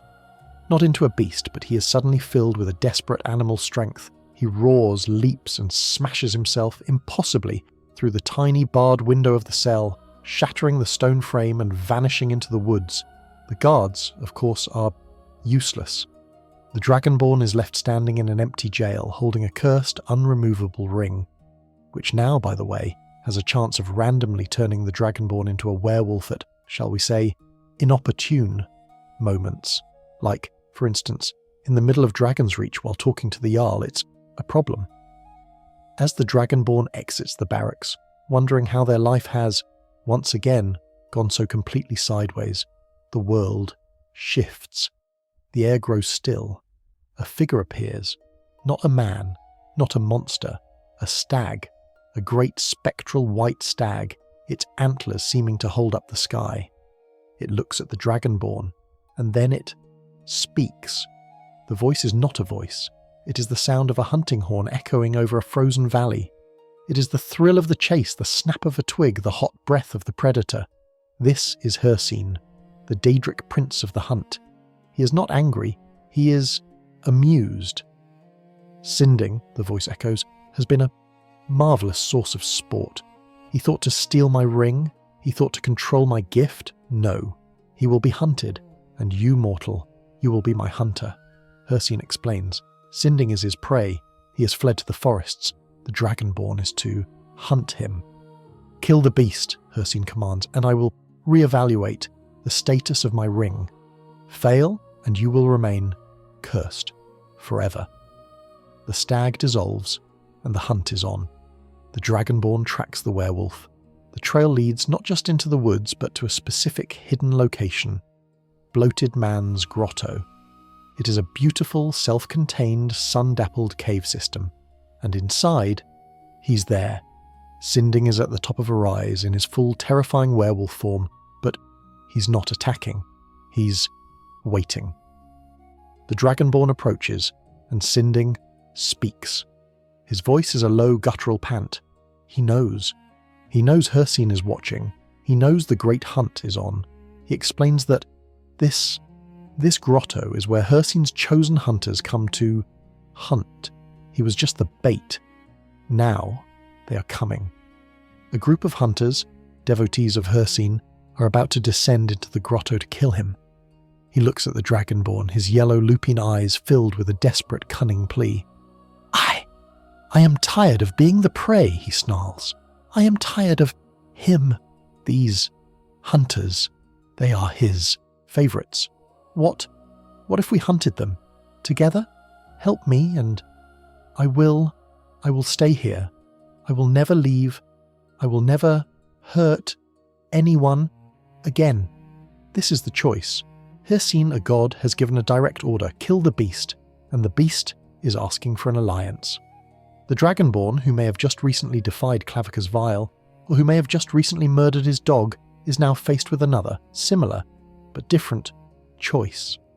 And this time, the Dragonborn agrees. We'll fight them together, Sinding lets out a howl. It is not a howl of rage, it is a howl of gratitude, of salvation. And then the hunters arrive. The grotto erupts. It is a blur of fur, claws and steel. The Dragonborn and Sinding fight side by side, a true two-person, or one-person, one-monster, pack. Sinding is a force. He leaps, he tears, he throws men in fur armour around like dolls. The Dragonborn, for their part, is the Dragonborn. The hunters, who expected to corner a single, terrified beast, have found instead an apex predator tag team. The fight is brutal, it is bloody, and it is glorious. In the end, the Dragonborn and the werewolf stand panting, victorious, over the corpses of Hircine's chosen. Sinding turns to the Dragonborn. He nods. He has kept his word. He will stay. This will be his new home, his prison, his sanctuary. He has been saved. The Dragonborn leaves the grotto. The curse is still on.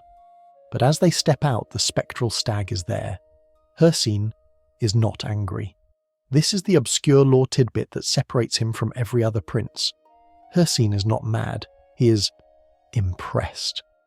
"You hast defied me," the hunting horn voice echoes. "You did not hunt the prey. You became pack. You turned my hunt against itself. You protected the beast by becoming a greater predator." Hircine laughs. It is a sound that shakes the trees. He is the ultimate sportsman. He doesn't care who wins. He just cares about the struggle. The Dragonborn didn't ruin his hunt. The Dragonborn just won it. In a way he never expected. "You," Hircine's voice rumbles, "have earned my respect." With a flash of green light, the cursed ring of Hircine is cleansed. It is now simply the ring of Hircine. The curse is gone. The reward is the ring itself, now a tool of power. The fan community is forever torn on Sinding. Is he a remorseful victim?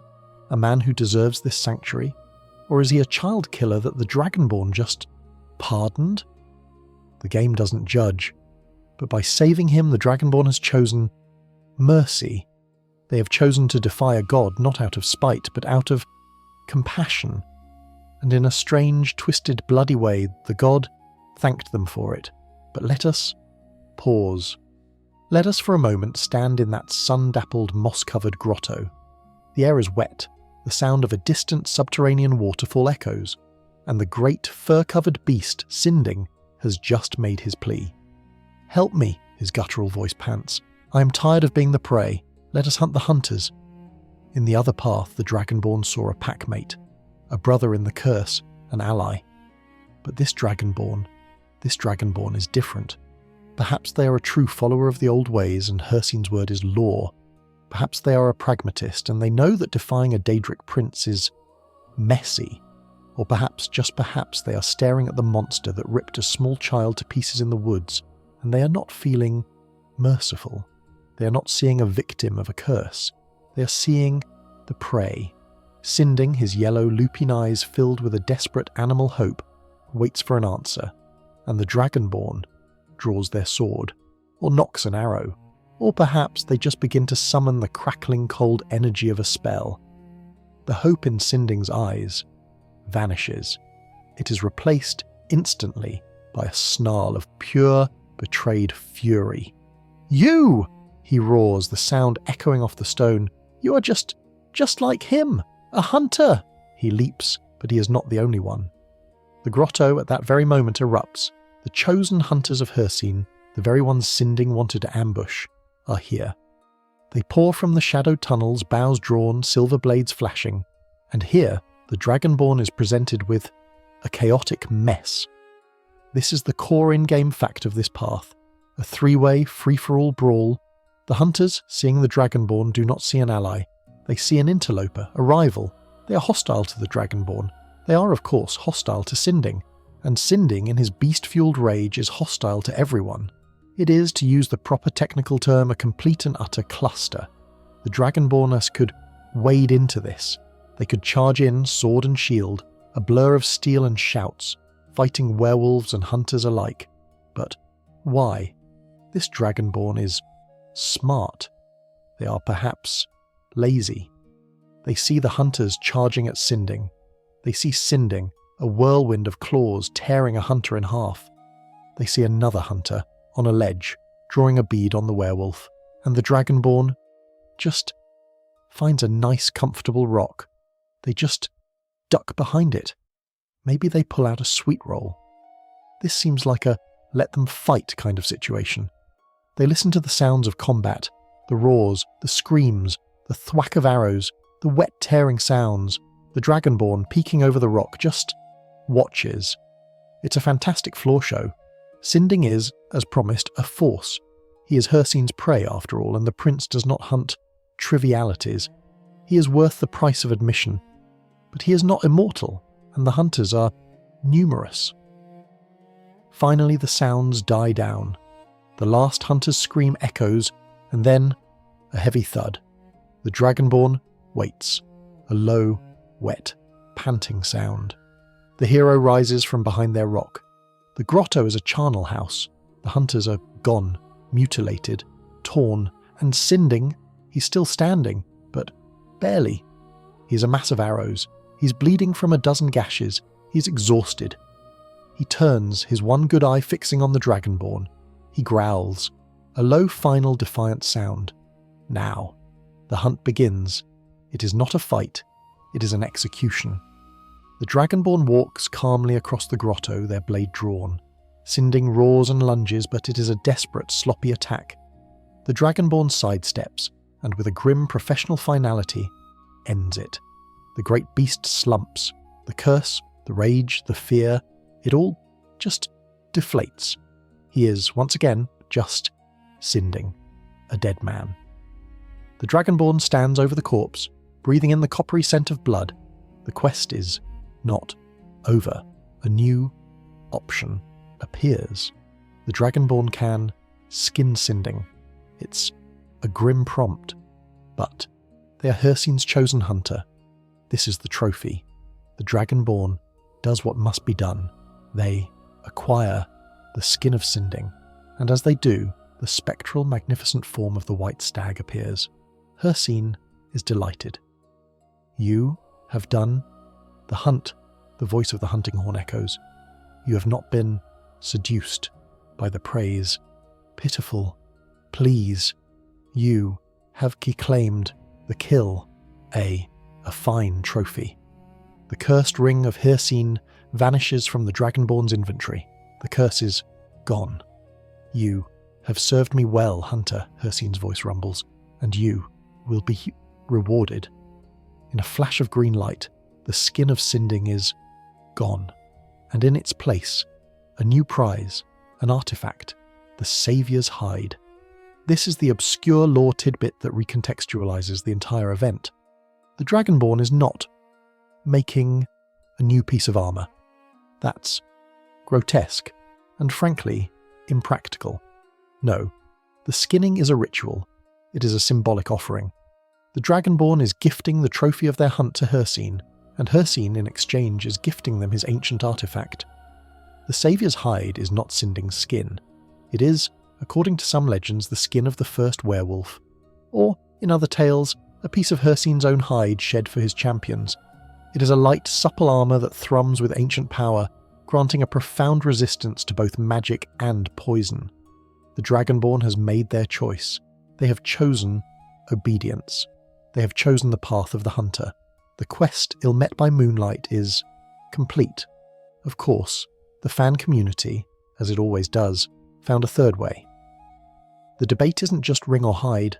The real hunters, the ones who hunt glitches, know that this isn't a binary choice. The truly ruthless Dragonborn knows that they can get both. They can enter the grotto, they can agree to help Sinding, they can hunt the hunters side by side with their new packmate. They can emerge from the grotto, meet Hircine and have the ring cleansed, and then they can just walk back inside, and they can find Sinding, their friend, their ally, and they can murder him in cold blood. And Hircine, in his infinite, amused and slightly broken logic, will still appear. He will still be impressed, and he will still grant the Saviour's hide. The Dragonborn, in this darkest timeline, has played both sides. They have defied Hircine, and then, after getting their reward, they have obeyed him. They have in essence conned a god, and they walk away with everything. But for our Dragonborn, the one who chose the hunt, they are content. They are clad in a new powerful armour. They are the champion of Hircine, and the woods of Falkreath are, once again, safe for everyone but the prey. The Dragonborn has been busy. They have been, in the span of what might be only a few weeks, embroiled in conspiracies, prison breaks, assassinations, betrayals, and the very loud affairs of Daedric Princes. Their hands are stained, their soul is weary, and their journal is a laundry list of cosmic-level errands and petty bloody murders. They are perhaps the champion of Hircine, clad in the very skin of a god, or they are the executor of Clavicus Vile's grim will, the mask on their face. Or they are just really, really tired of dogs barking. It is time for a palate cleanser. Something nice. Something that doesn't involve a moral quandary that ends with a corpse. And so, they find themselves back in Whiterun. Good, reliable Whiterun. They walk past the market, the smell of fresh bread and roasting leeks, past the drunken songs spilling from the bannered mare, and they go to the Temple of Kinnereth. It is quiet. The air smells of dried herbs and something faintly holy. Danica Purespring, the priestess, is there tending to the sick, and in the centre of the city is her greatest failure, the Gildergreen. It is a massive, ancient tree, and it is dead, or dying. Its branches are bare, its trunk a sickly pale colour. The Dragonborn, because at this point why not, offers to help. Danica is relieved. She explains the situation. This is the core in-game fact of the quest. The Gildergreen is a child of a greater tree, the Eldergleam, which grows in a hidden sanctuary. The Gildergreen is dying, and the only way to revive it, she believes, is to get a sample of the parent tree's lifeblood, its sap. She doesn't ask the Dragonborn to go ask the tree. She gives the hero a tool.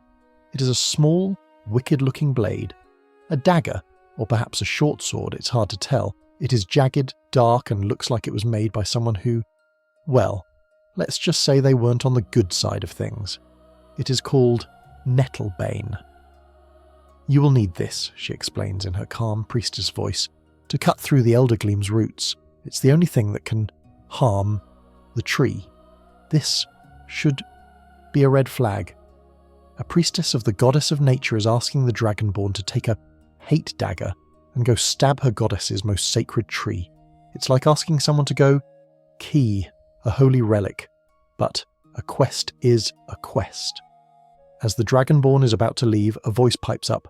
Wait, you're going to the Eldergleam? It's a man, a pilgrim, Maurice Jondrell. He is a lot. He is wide-eyed, a bit whiny, and is the absolute textbook definition of an escort quest waiting to happen. You can't cut the Eldergleam. It's blasphemy. Please, take me with you. I have to see it. And here is the first real hidden choice. The Dragonborn, who may have just recently spent days listening to Barbas bark, or who may have just had to fight their way through a grotto, probably looks at this weak, unarmoured, complaining man and just says no, or stay here, or I travel faster alone. Let's follow this path, the path of impatience, the path of efficiency. The Dragonborn leaves Maurice to his prayers.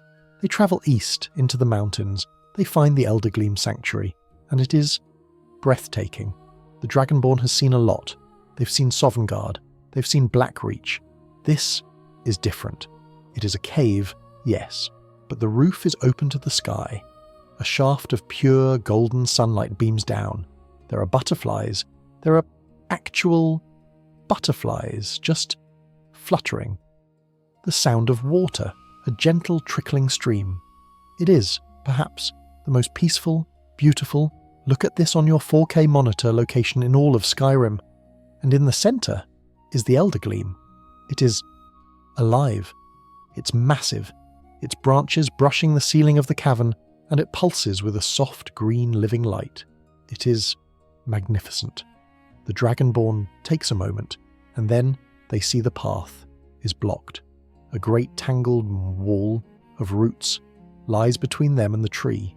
Well, Danica did say, The Dragonborn equips Nettlebane. They hesitate. It seems wrong. They swing. The sound is awful. It's not a chop, it's a shriek, a tearing sound, and the sanctuary erupts. The butterflies vanish. The music, which was so peaceful, becomes a frantic combat-filled staccato. From the ground, from the tree itself, they rise, Spriggans, the guardians of the forest, their bodies of wood and leaf, their eyes glowing with a cold green fury. They are not happy. The Dragonborn didn't just open a door. The Dragonborn just kicked down the holy door. The fight is a mess. Spriggans are not easy.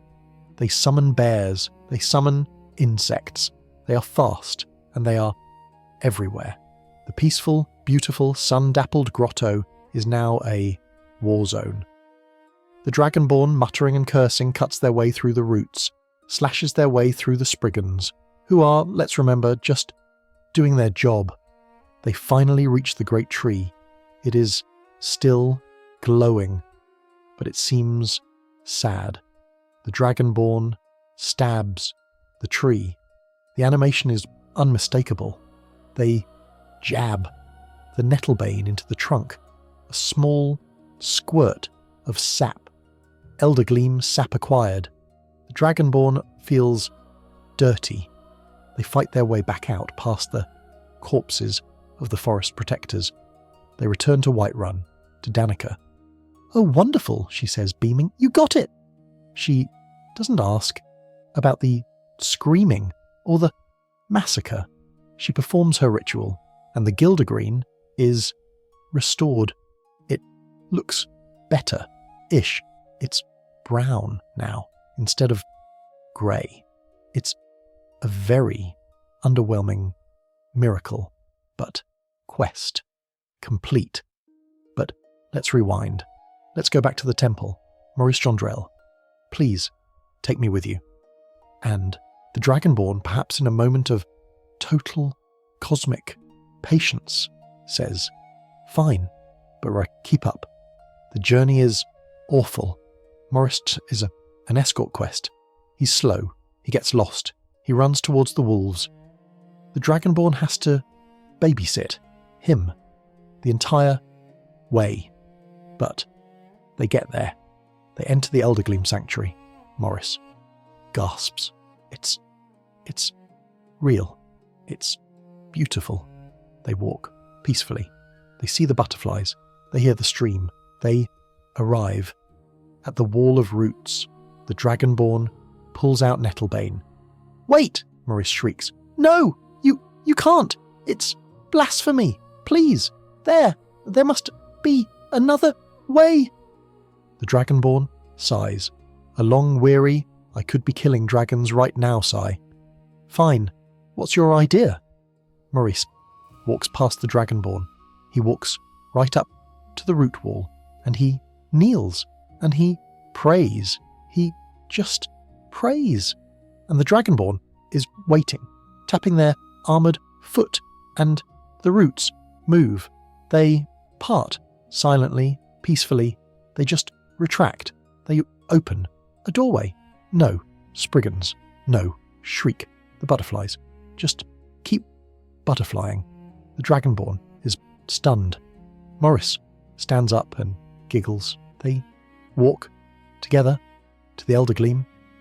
Maurice looks at the great pulsing tree. It's so old. It would be wrong to cut it. It would be like hurting a grandparent. But look, he points down at the base, a small sapling, a new tree. "This," he says, his voice filled with joy, "this is the answer. Not violence, but new life." He coaxes the sapling from the ground. "Here, Dragonborn, this is the true blessing." The Dragonborn takes the sapling. They return to Whiterun. Danica is confused. "A sapling?" she says. This isn't sap.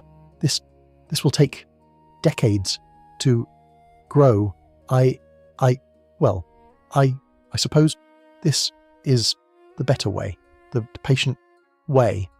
She is, in short, not thrilled. She wanted a quick fix. The Dragonborn has given her long-term solution. This is the obscure lore tidbit. Danica, a priestess of Kinnereth, goddess of nature, is asking the Dragonborn to use Nettlebane, a weapon of the Hagravens who corrupt nature, to wound Kinnereth's holiest shrine. The entire quest is Danica being a bad priestess. Maurice, the annoying, whiny. Maurice is the true believer. And the fan debate. The sap path gives you a mediocre, restored tree, but the sapling path, if the Dragonborn waits for like a long in-game time, that little shrub grows into a new, beautiful, fully leafed, pink-blossomed tree. The bad path gives an instant, ugly reward. The good path, the patient path, gives a slow but beautiful one. The choice was never about the tree. It was about patience. The Dragonborn stands in a new, fully blossomed grove in the centre of Whiterun. The air sweet with the smell of pink petals and the soft hum of patience rewarded. Or they stand before a dead, brown, resurrected stump, the result of a violent, quick and dirty hack job. They have, in their own way, communed with nature. They have chosen the slow path of life or the fast path of results. But such peace is fleeting. The Dragonborn's journey, it seems, is destined to drag them back to the one place in Skyrim that seems to actively collect misery, like a misery magnet. They return to Markarth. Of course, it's Markarth, the city of stone, which at this point must feel less like a marvel of Dwemer engineering and more like the septic tank of the entire Reach. The hero arrives, perhaps to check on the Silverbloods, or to see if the Forsworn have once again tried to reclaim the marketplace. But the air is not filled with the familiar scent of silver, conspiracy or rebellion. It's filled with something else, a quiet, primal fear. The tavern is buzzing, not with news of the war, not with dragons, but with Brother Verulus. The local priest of Arkay, the god of funerals, has closed the Hall of the Dead. He's standing guard. He's letting no one in. The Dragonborn who has faced down the World Eater, who has traded wits with Daedric Princes, who has, perhaps, just massacred a sanctuary of Spriggans, is, of course, intrigued. A locked door. How novel. They find Brother Verulus outside the hall. He is a wreck. He's pale, he's sweating, and he's lying. It's just cleaning, he stammers. The stonework, it's being repaired. Repairs in a thousands of years old Dwemer catacomb, right? Is Arkay's divine plumbing on the fritz? The Dragonborn is not buying it. A little persuasion, a clinking bag of septims, or just a look, the one that says, "I have killed things you cannot pronounce," and Verulus breaks. He cracks like a cheap pot. It's him, he weeps. Or them. The dead, they're gone, but not gone. The bones are scraped clean. Something is eating dead. There it is. Cannibalism. It's always something in Markarth. Verulus, now weeping, begs the Dragonborn to investigate, to cleanse the hall. He gives the hero the key. This is the core in-game fact of the quest. The Dragonborn enters the Hall of the Dead. It is dark. It smells awful, like a butcher's shop that has been closed for a week and worse. The hero moves through the shadows, and a woman's voice, smooth, calm. "Forgive the mess. I wasn't expecting company." A woman steps from the shadows. She is not a monster. She's not a Draugr. She is just a woman. Eola. She apologizes. She explains. She is a gourmet. She is a worshipper of Namira, the mistress of decay, and she and her friends have been disturbed. And here is the choice. The Dragonborn can end this right now. They can draw their sword and send Eola to gods. The quest, the taste of death, ends. Verulus is thrilled. He pays the hero a small sum. The day is saved. Or the Dragonborn, who has perhaps just murdered a dozen people for the Dark Brotherhood, or fed their friends to a demonic sword, they listen. Eola is convincing. She speaks of acceptance, of a community, a dining club for those with particular tastes. She speaks of Namira not as a demon, but as a patron, a mother. This brings us to the obscure lore tidbit. Namira is not like Molag Bal, who wants domination, or Merun's Dagon, who wants destruction. Namira is the prince of the repulsive, the outcast, the forgotten. In-game texts like the Beggar Prince hint at her court. She is the goddess of beggars, addicts, whores, and the things that skitter in the dark. She despises beauty. She loves rot. Eola's coven in Namira's eyes aren't monsters. They are persecuted. They are marginalised. They are misunderstood. Eola sees the Dragonborn, and she sees a kindred or a spirit. You understand, she whispers.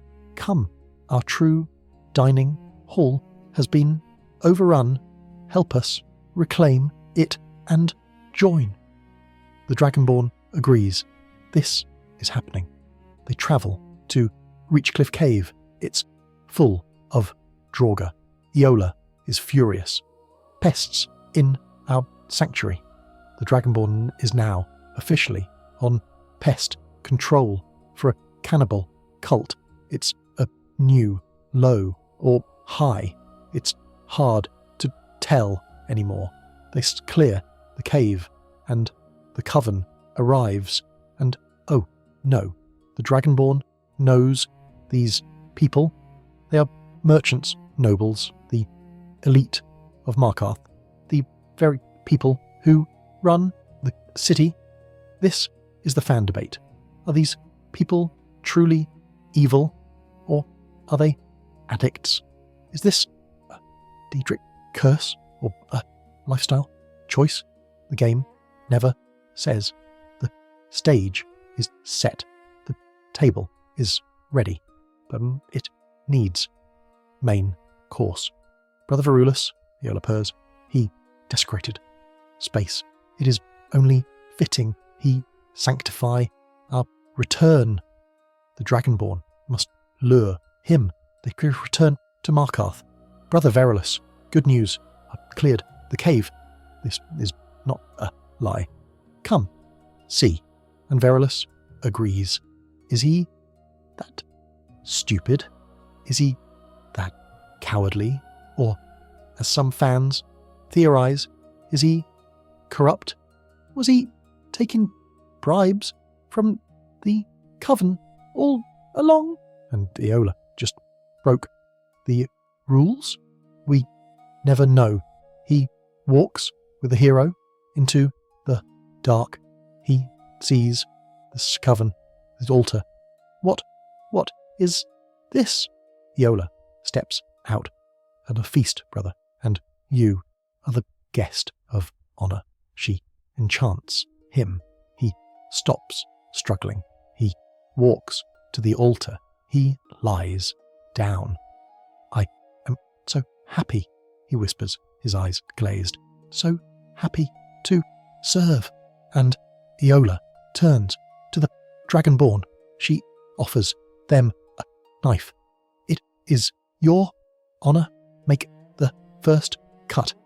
And here is the final pivot. The Dragonborn can refuse. They can cut Eola down. They can slaughter this entire coven. save Verulus, be the Sahiro, or they take the knife, they lean in, they kill him, the coven cheers. Go on, Eola urges, eat, partake. The Dragonborn does. The screen flashes red. Namira's voice fills their mind. She laughs. Yes, my champion. She gifts them her ring, the Ring of Namira. The Dragonborn can now feed on corpses to regain health. It's cost-effective health plan for the adventurer on your budget, and the Dragonborn is now card-carrying cannibal. They will wipe their mouth. They will walk out of this cave into the sunlight. Hero. The Dragonborn walks out of Reachcliff Cave, the coppery tang of an unholy feast still present. They are perhaps wearing the Ring of Namira, a small dark circle that hums with a repulsive predatory energy. Or they have just slaughtered a dozen of Markarth's elite, leaving a cave full of cannibals dead on their own altar, a mess that Brother Verulus will have to once again explain away. Either way, the hero is in dire need of a shower, both physically and spiritually. Markarth and its endless inventive depravity is finally left behind. The hero needs structure. They need books. They need rules. And so, they travel to the one place in Skyrim that is, at least on the surface, dedicated to order, to knowledge, and to the serene, intellectual pursuit of power. They travel to the College of Winterhold. The city of Winterhold is a sad, frozen wreck, most of it having collapsed into the sea. The college, however, stands defiant on its stone promontory, a beacon of arcane energy in the blizzard-choked north. The Dragonborn, perhaps demonstrating a simple flame spell, or perhaps by shouting the Archmage's bridge into existence, gains entry. They are now officially an apprentice. The college is a school, and like any school, it's full of homework, petty rivalries, and a strange, overbearing sense of dread. The hero is quickly, almost comically fast-tracked, as is their destiny. They are sent on an errand, a simple dig to the ruins of Sarthal. It is there in the dark that they find a glowing orb, a very important-looking glowing orb, the Eye of Magnus. This discovery throws the entire college into a panic. The Thalmor, in the form of the insufferable Ancano, are interested. The Archmage, Savos Aran, is worried, and the Dragonborn is useful. They are sent not to class but on a series of increasingly dangerous errands. They are tasked with finding the only thing that can, theoretically, control the Eye, the Staff of Magnus. This is the core in-game fact of the questline. The entire plot from this point forward is a desperate race to find this one, ancient, all-powerful artifact before the Thalmor can, well, do whatever it is they plan on doing with a giant floating orb of pure, unstable magic. The search for the staff leads the Dragonborn to the Yar book, the one, the only, Urag Groshub, the Orcish librarian, and the only person in Skyrim who takes books as seriously as they deserve, sends the hero to find an old, crazy, former archmage who is of course locked in the mind of dead emperor. It's a long story, but after a lovely chat with Sheogorath, who may or may not be the Dragonborn from a different time, which is a fan theory so dense it could collapse into singularity, the hero is directed to Labyrinthian. Ah, Labyrinthian. The name says it all. Vast, sprawling and utterly haunted ruin. The Dragonborn arrives, the snow is thick, the wind is singing. It's a sad song. As they enter the ruins, they see them. Ghosts, spectral, shimmering students, a group of 6 mages from another time. They are arguing.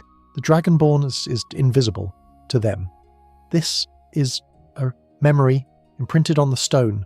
It's the last Archmage, Savos Aran, but ye are young and his friends.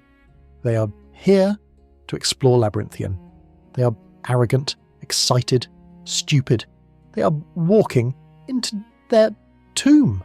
The Dragonborn follows this spectral tragedy. They watch as the ghosts die, one by one, trapped, burned, eaten. It is harrowing. And finally, the Dragonborn reaches the end. The Staff of Magnus is here. It is being guarded by the dragon priest, Moroki, and Moroki is imprisoned. He is bound by two spectral mages, the last two of Salvazoran's friends. They are channeling energy into his prison. They sacrificed their lives and souls to keep him locked away, to get the staff. The Dragonborn must just kill them. Their ghosts evaporate. Moroki is free. The Dragonborn defeats him, and as the dust settles, another ghost appears. It's Savos, Aaron, the young one, the only survivor. He looks at the corpses of his friends. He looks at the staff, and he runs. He seals the tomb behind him. He abandoned them. That is the secret of the college. But we missed something. Let's rewind back into the Vor ruins. The Dragonborn is walking. They enter a large chamber and throne, and on the throne is a skeleton, and around the skeleton are more skeletons. And as the Dragonborn enters, a ghost appears. Ghostly necromancer. He is terrified. He is trying to control his creations. No, down, down, he screams. The skeletons rise. This is the choice. But a game wants the Dragonborn to fight. The skeletons are hostile. The ghost is marked red. The obvious to path is to slaughter. The Dragonborn is good at slaughter. They cut down the skeletons. They cut down the ghost. It fades. It's just another room. Boring, but what if the Dragonborn is patient? What if the Dragonborn is a necromancer themselves? What if they just watch? The ghost is not attacking the Dragonborn. He is trying to control his skeletons.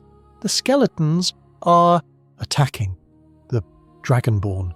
The Dragonborn can just kill the skeletons. Only the skeletons. The ghost keep yelling. The Dragonborn kills the last skeleton, and the ghost stops. He turns to the Dragonborn. His red aura fades. He becomes passive. He sits down on his throne, and he weeps. His name is Gerduin. He is not a monster. He is just a victim. This is the obscure lore tidbit. He is one of Savos Aaron's friends. The Dragonborn sees his death later. He is the one who screams, "My magic is gone! He was a conjurer. His own creations turned on him when his magic was drained by the labyrinth. He is trapped in his own loop of failure. By sparing him, by helping him defeat his creations, the Dragonborn has given him peace. He sits on his throne, a silent king of his own regret. The Dragonborn leaves him to it. It changes nothing. There is no reward, no gold, no item. It is just a moment, a choice to not kill, a choice to understand, and in a game so full of slaughter, that is the rarest treasure of all. The Dragonborn, having perhaps helped a lost ghost find some measure of peace within the frozen haunted halls of Labyrinthian, emerges from that ruin. They have the Staff of Magnus, a tool of world-ending power, and a deep, deep weariness of ancient secrets, and the ghosts of mages who really should have known better. They have consorted with cannibals, bargained with Daedra, hunted and been hunted. They are perhaps the leader of the Dark Brotherhood, the Archmage, the Thane of every hold. They are in short tired, and so they seek art. They seek culture. They seek something, anything, that does not involve a Daedric prince asking them to murder a dog, a friend, or a priest. They travel to Solitude, the grand imperial capital, its high arches and stone bridges a testament to order and civilization, and they hear music, or at least the attempt at music. They find the Bard's College, a small, unassuming building where the air smells of old books and desperation. The headmaster, a man named Viamo, is in a panic. The college, he explains, is irrelevant. It's a joke. And their one chance to regain their footing, their single great tradition, is in jeopardy. This is the core in-game fact of this final, quiet choice. The college's most important function is organising the burning of King Olaf, a yearly festival in Solitude. But Jarl Elisif the Fair, in her endless dour mourning, has cancelled it. To get it reinstated, Viamo needs proof. He needs the original, lost King Olaf's verse, a historical text that would justify the festival. He needs a hero. He needs the Dragonborn.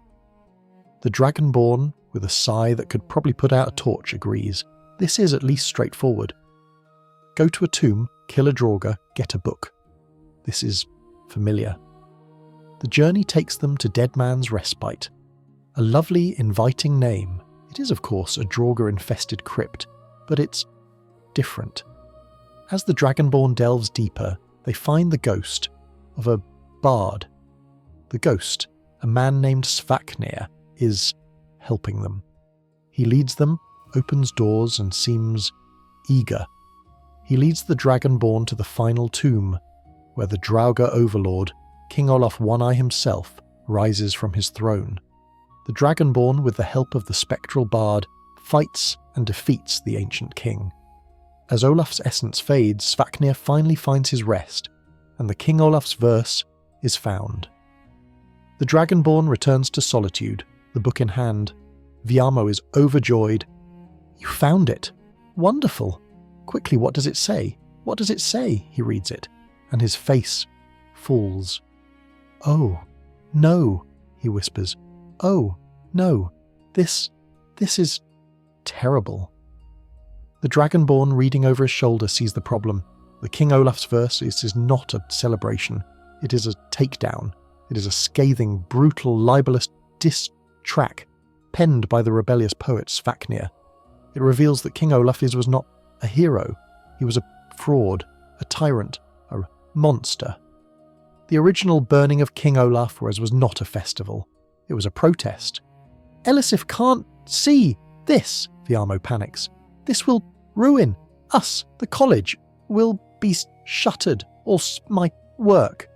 He looks at the Dragonborn. A gleam enters his eye. You were there," he says slowly. You saw the fight. It was heroic, wasn't it? The book is incomplete. The ending is missing. We know the truth. And here is the choice. Viamo is asking the Dragonborn to lie, to fabricate history, to make up new verse. The Dragonborn who has lied to so many people is given a dialogue option. They can tell the truth. They can say, "This is a turdish idea, Viamo. Let's just tell the truth." If they do this, Viamo tries. He fails. Elisif is insulted. The festival are is cancelled. The quest fails. The Bard's College fades into obscurity, or the Dragonborn, a master of persuasion, perhaps literally wearing the mask of Clavicus Vile, grins. "Oh yes, Viamo," they say, "the battle was just legendary. King Olaf was a giant." A lie. He's breathed fire. A lie. And Svaknir realised his error and wrote a new verse praising him as a god. A really big lie. The Dragonborn improvises, and Viamo eats it up. Yes, yes, that's brilliant. That's it. He scribbles this new fanfiction down. They go to Jarl Elisif. Viamo recites the Dragonborn's lie, and Elisif loves it. She cries, "Oh, that is so beautiful. It honours my husband's memory." It doesn't. Yes, yes, the festival is back on, and so the Dragonborn saves the Bard's College. They restore a city-wide tradition. The effigy of King Olaf is burned. This people cheer. This Dragonborn is inducted into the college as full bard. Their journey of moral compromise is complete. They have not saved the world. They have not defeated a god. They have become a propagandist. This brings us to the obscure lore tidbit and the central fan debate. What is the Bard's College? It's useless. The only other quests are go find my lute, go find my flute, go find my drum. This one quest is it, and it is a lie. The entire purpose of the college, it seems, is not to preserve history. It is to create comforting propaganda. The final hidden choice of Skyrim is not between good and evil. It is between destructive truth and a comforting lie. And our Dragonborn, our hero, chose the lie as a fitting end to legend, who has learned that sometimes just truth is just too damn expensive. Word count 13 fire. And so, our long chronicle comes to its close. The embers of the burning of King Olaf float up into the cold solitude night, mixing with the gentle falling snow.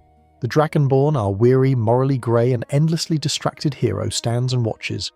They are at last a bard, and a cannibal, and a master assassin, and a saviour, and perhaps a very, very tired dog owner. The choices are made, the threads are woven. The tapestry of this one specific legend is complete, and it is a strange tapestry indeed, full of blood and shadow and barking and the quiet, sad ghosts of choices that were perhaps best forgotten. But that is the nature of a journey. The weight of the Ebony Blade is heavy, the song of the bards is false, and the night is very late. It is time to let these shadows go. It is time to let the snow cover the blood in Markarth's streets, to let the halls of Labyrinthian fall silent, to just rest. The choices have been made, and you have listened, and now the story is over, and it is time for sleep. Sweet dreams,